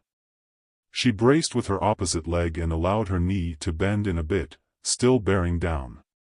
Tanjiro quickly changed tactics, stitching to the other side. He rammed his upper arm into her ankle, kicking out and bracing both legs to the same side, and twisted with all his might. Sejin's foot slipped off, and her foot landed heavy to the side, partially on his haori. Tanjiro pulled away strong, scrambling to his feet and turning to face her from a safe distance. She hadn't moved from where she had stood, flashing a grin full of teeth while standing. Crossing her arms, her expression shifted to a congratulatory smile. Tanjiro mirrored it back with an uplifted and relieved one of his own. Sejin turned and looked over her shoulder at Zenitsu. He was unable to make eye contact, keeping his eyes on his friend, and fortunately, she turned away. Excellent work, excellent. You saw exactly what you needed to do. Don't be discouraged just because there is a long path before you. Your destination always arrives before you know it. Unless it's moving. She pointed behind Inosuke, and in confusion the 3 turned. Far ahead, through the trees and climbing the small bank of a hill, were flashing hints of white. Rengoku was far, far ahead. He's getting away. Inosuke yelled, arms flaring behind him as he stormed down the trail. Come on, Zenitsu. Tanjiro took a few long steps as he turned back, waving and waiting for his friend to join him. Watching her with wary eyes, and Sejin focused on him with intensity in return, Zenitsu edged past her and caught up with Tanjiro, both sprinting to catch up. They had a little farther to go before they settled for a few hours. Sejin had mentioned that she would rarely sleep during the night, which was part of why she had always wandered around for a while when they settled. Rengoku decided that that was a better plan, so from dusk to dawn would be their new day. But that would be unfair to ask them to be up all night tonight and all day today. Although some missions would require that, they would train for that too, so they would start the SWCH now. Now that everyone was caught up, Inosuke was challenging Tanjiro with their newfound skill. Tanjiro had begrudgingly accepted, after a long, long time of Inosuke demanding and poking fun, however. He peeked back over his shoulder at them. From Sejin's bemused expression they were no MSTRS yet, but they did seem to be having fun. Zenitsu, who had not partook in this lesson, was behind, looking distant and forlorn. Rengoku looked ahead, turning again with the slight excuse of a bend in the road. Sejin was casually slowing her pace, probably trying to bring him into the fold, but he would match the distance, possibly subconsciously, and she would carefully speed up again to keep them all together. When Mitsuri had been like this, he had always been able to intervene quickly. Rengoku had always known what to say, what she was thinking, where her doubt came from. He knew fear, doubt, terror. He understood the churning feeling of not knowing if you were coming back this time, if you should have watched that morning sunrise a little longer, a little closer, because it was your last. But, he continued on. He let Tanjiro and Inosuke play for now, because at their age, his father had finally collapsed from the inside, and Rengoku had had to be more than just Kaijiro for his little brother, and he understood. Rengoku had believed in himself, because there had been no one above him who did, and for the sake of all that cried out under the oppression on demons, for his brother, and even for his own sake, he had believed until it had become true, in himself and then around him. So then, stopping in a thin patch of young trees, Rengoku's eyes widened as it hit him. As the others took his sudden stop as a signal to settle here, he paid the sound behind him no mind. For before him, the path was laid out so clearly, he could laugh at himself as a fool for not seeing it before. Sejin strangled the sigh that almost crawled out of her chest. Now that everyone had calmed, she didn't want to ruin this. Rengoku had snapped out of whatever daze or thought he had been enraptured by, and had talked with the boys in an extraordinary mood when they started eating. Sejin had laughed out loud at the look Tanjiro had shot Inosuke when Rengoku reminded them of the new schedule they would observe, unsure if he had been thinking that Inosuke would be too energetic to sleep at noon, or was imagining a well-rested Inosuke at night. As they were now repacking and organizing, Zenitsu had drifted a bit away from the pack. Setting her shoulders and softening her face, she walked over to him. "Zenitsu?" Zenitsu looked up at her, only to have to track her back down as she sat beside and slightly to the front of him. His eyes were first a bit flat, then apprehensive. He settled nervously. Hey, none of that." Sejin let her face soften and a small smile quirk her lips. "Relax, just relax. I just wanted to say that you shouldn't worry about earlier since you seem to be troubled about it, is all. Honestly, Rengoku-sama is going to show you everything you need to know. I was mostly just passing the time. As long as you keep training to kill demons, the rest is extra, and I'm good with that. There." Now the air was clear, and she didn't have to watch for a conflict brewing behind her. To her mild surprise, Zenitsu was shaking his head, his thick layered hair waving a bit wildly. "No, it wasn't you.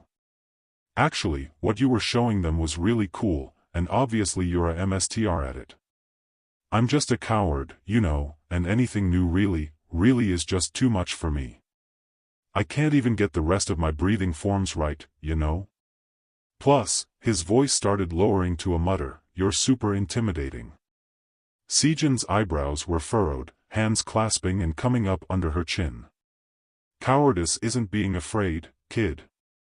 It's when that feeling stops you from facing danger, or an obstacle. I don't know many notches you've got on up your belt, but even killing one demon is impressive. But I don't. I didn't face you, and to face a demon I have to literally pass out. It's not me that faces them." Slowly, Sejin turned her head, eyes narrowing. "Then, who does?" Zenitsu paused. What dash?" While perhaps strange, Sejin continued, "The ability to kill demons on a subconscious level shows incredible skill. For most of us, sensing danger in our sleep, or in the area, is as close as we will get to that. Honestly, as with all things, you can learn to channel and control your emotions, if not how they feel, then how you respond to them. Oh, like you and Sensei are afraid of most demons. You guys are so strong, I only have one attack." With a huff, Sejin threw her hands behind her head, flopping to the ground. "Even if that were true, because by the way, have you seen those things? I have yet to find one that isn't creepy as hell in some way. But even if I wasn't afraid of them, would I not still be afraid of what they can do? Of the permanent damage they leave in their wake, the death and grief and scarred people? I am one person, I have failed, been too slow, been informed too late. Been injured and inexperienced. I am human, and that is what I fear, because someone else always has to pay for that fact." Zenitsu looked at her with wide eyes. "Don't fear being afraid," Sejin said. "Embrace it, don't fight it. Acknowledge it, accept the feeling. Then it is easier to view it for what it is, and not be so moved by a feeling." She threw her arm over her eyes, and that seemed to be the end of the conversation as she tried to sleep. Zenitsu closed his pack, putting it behind him and laying back on it, eyes wide but more serene as he thought. Before he knew it, he too was asleep. It was a weird experience for sure, being so awake this late at night. But, also nice. Sejin was in the lead this time, Rengoku in the middle of the others. The foliage was thinner here, so they were more of a cluster and not single file this time. Tanjiro felt a shake, then had to stop and lean forwards a bit as Nezuko jumped out of her box. Nezuko, be careful. Always make sure I'm not about to fall off a cliff or something before doing that, he scolded lightly as she rounded him, growing a few inches with every step. She hummed quietly, walking closer and nuzzling his shoulder as they continued, until he had no choice but to sigh and rub her head. I swear, ever since the train you have had so much energy. Are you sure you should be spending it all? Nezuko only nodded her head vigorously, pointing ahead and hopping up and down. Before Tanjiro could ask, she flared her hands to the side and skipped to the front, Zenitsu cooing as she passed by. She wandered right up to Sejin's side, speaking rather frantically. Sejin brought her curled hands up a bit, shooting Tanjiro a slightly helpless look. Sorry, Nezuko. I'm not sure what you're trying to say. Nezuko huffed and stamped her foot as they walked. She pointed insistently at Inosuke, then brought both hands up into fists and mimed boxing. You want to fight?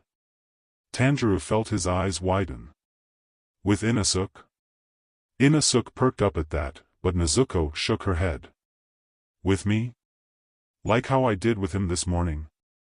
At that Nezuko finally sounded an affirmative, then she opened her hands, stepped back into a deep lunge, eyes set.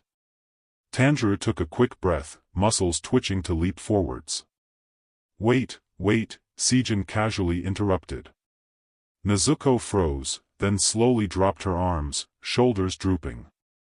Rengoku-sama, she said, we have two path options from here. If we veer left, behind that mountain is a city, down and to the right will have us in the forest for probably another week before encountering any village. Which way do you want us to go? Rengoku paused for only a moment. Let us head to the city. There will be a better chance of running into other slayers there, let's see if they or their crows have heard anything of our prey. Sejin nodded, and without hesitation, spun into a back kick headed directly for Nezuko's temple. The girl had already leapt back, partially disappearing into some thin bushes. You were incredibly impressive against the Void Demon. To be able to fight purely hand-to-hand would truly be a pleasure. Sejin flashed her teeth as she stalked Nezuko down. I won't say I haven't dreamed of a real sparring session with a demon before. Let's see what you've got. It was both interesting and entertaining, Rengoku thought, watching the excitement play out. Zenitsu alternated between cheering Nezuko on and cringing, Inosuke simply reveling in the atmosphere and looking moments away from joining. Tanjiro watched with rapt attention, essentially dead to the world around him. It was clear to him, having seen her against the Void Demon from a few nights ago, compared to now, that Sejin was holding back both times. First because her intent had been to capture the demon, not because she wanted to teach and learn from one. However, her wide grin made it strong to believe this was purely academic. Nezuko was keeping true to her vow to not harm humans, permanently. Both were testing themselves and each other. While Nezuko had the obvious strength advantage, once even snapping a fallen log with her heel to let off extra steam, to his genuine surprise Sejin was still faster. They both took the fight from strictly the ground to a higher elevation, leaping in and jumping off the sturdy, plentiful trees. Nezuko had to block many a shot, while Sejin had to dodge them entirely. He scanned the area again, blocking out the brawl behind him. Rengoku did not sense any threat in the wood.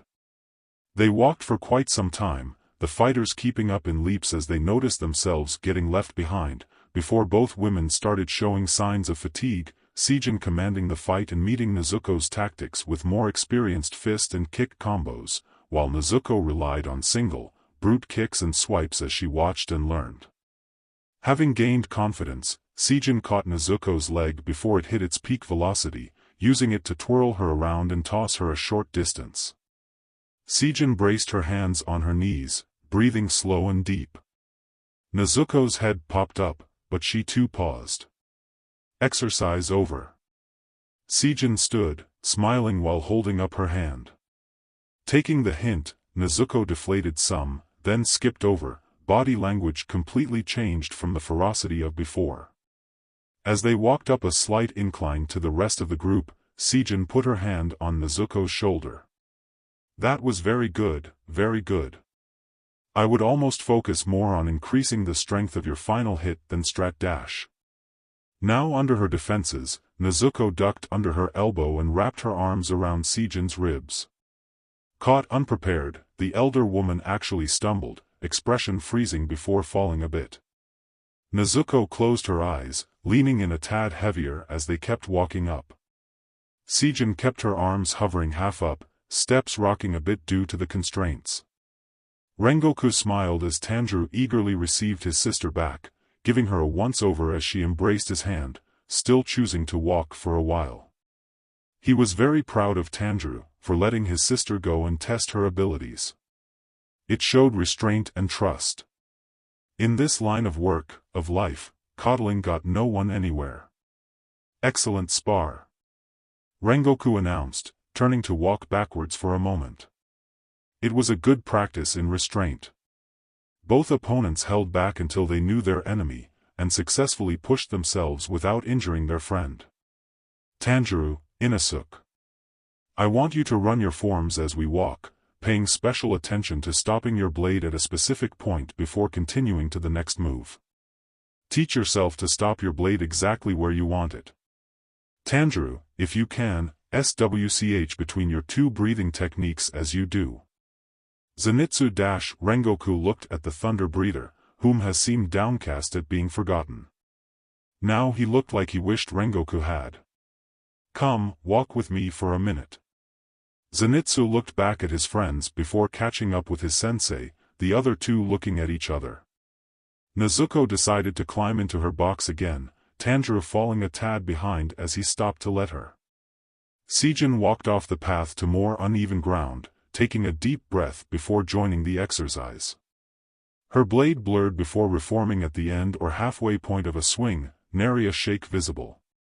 With one more glance at their retreating friend, the boys began their mission. "This is it. This is where he tells me I'm not worth it, and kicks me out to fend for myself." Rengoku led him a bit further from his friends than he thought comfortable, or reasonable.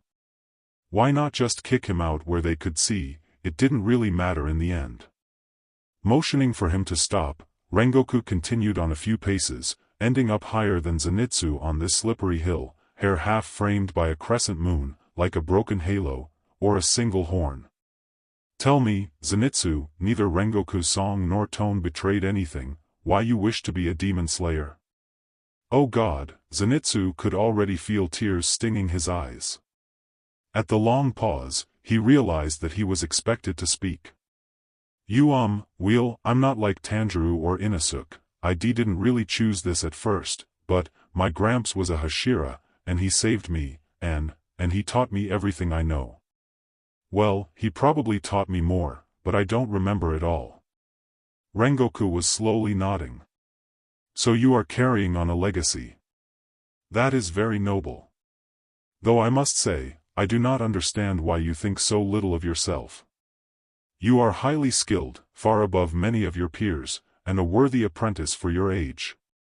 Though I cannot see from where these feelings come, that is all right. I am your mentor, and I will help you past them and into greater things. I will not allow you to continue in such false misery." Zenitsu was shocked, frozen, and positively glowing. Highly skilled? Him? A worthy apprentice? Basking in the warmth and surprise, Zenitsu almost didn't catch Rengoku's song change, or hear the shing of his sword being drawn. Whoa, wait. Remember what other you just said, about me being worthy? Why you wouldn't have done that to lull me into a false sense of security, would you? Zenitsu, you are a slayer, a warrior. Rengoku's voice was sharper.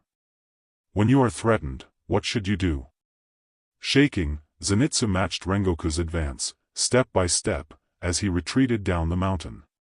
Grip still sure, he gulped as he drew his blade. Man, if this was the last thing a demon saw, he almost felt pity for them. Sure, like a full-grown bear, advancing with feline grace and almost acidically bright eyes. Rengoku slowed his advance further, blade lifting over his head as he bent slightly lower. Maybe we can try this another time. Zenitsu tried one last time, blade held up in defense. We don't have Bakens. Slayers shouldn't use real swords against each other. Hashira shouldn't use real swords, Rengoku answered, for with two equals at their peak, using all their strength, injury is inevitable. We are not equals, Zenitsu, not yet. But I have complete control over my blade. And if you do not focus, I will have control of yours too. His cape flaring like a pearlescent beast, Rengoku leapt down at his apprentice.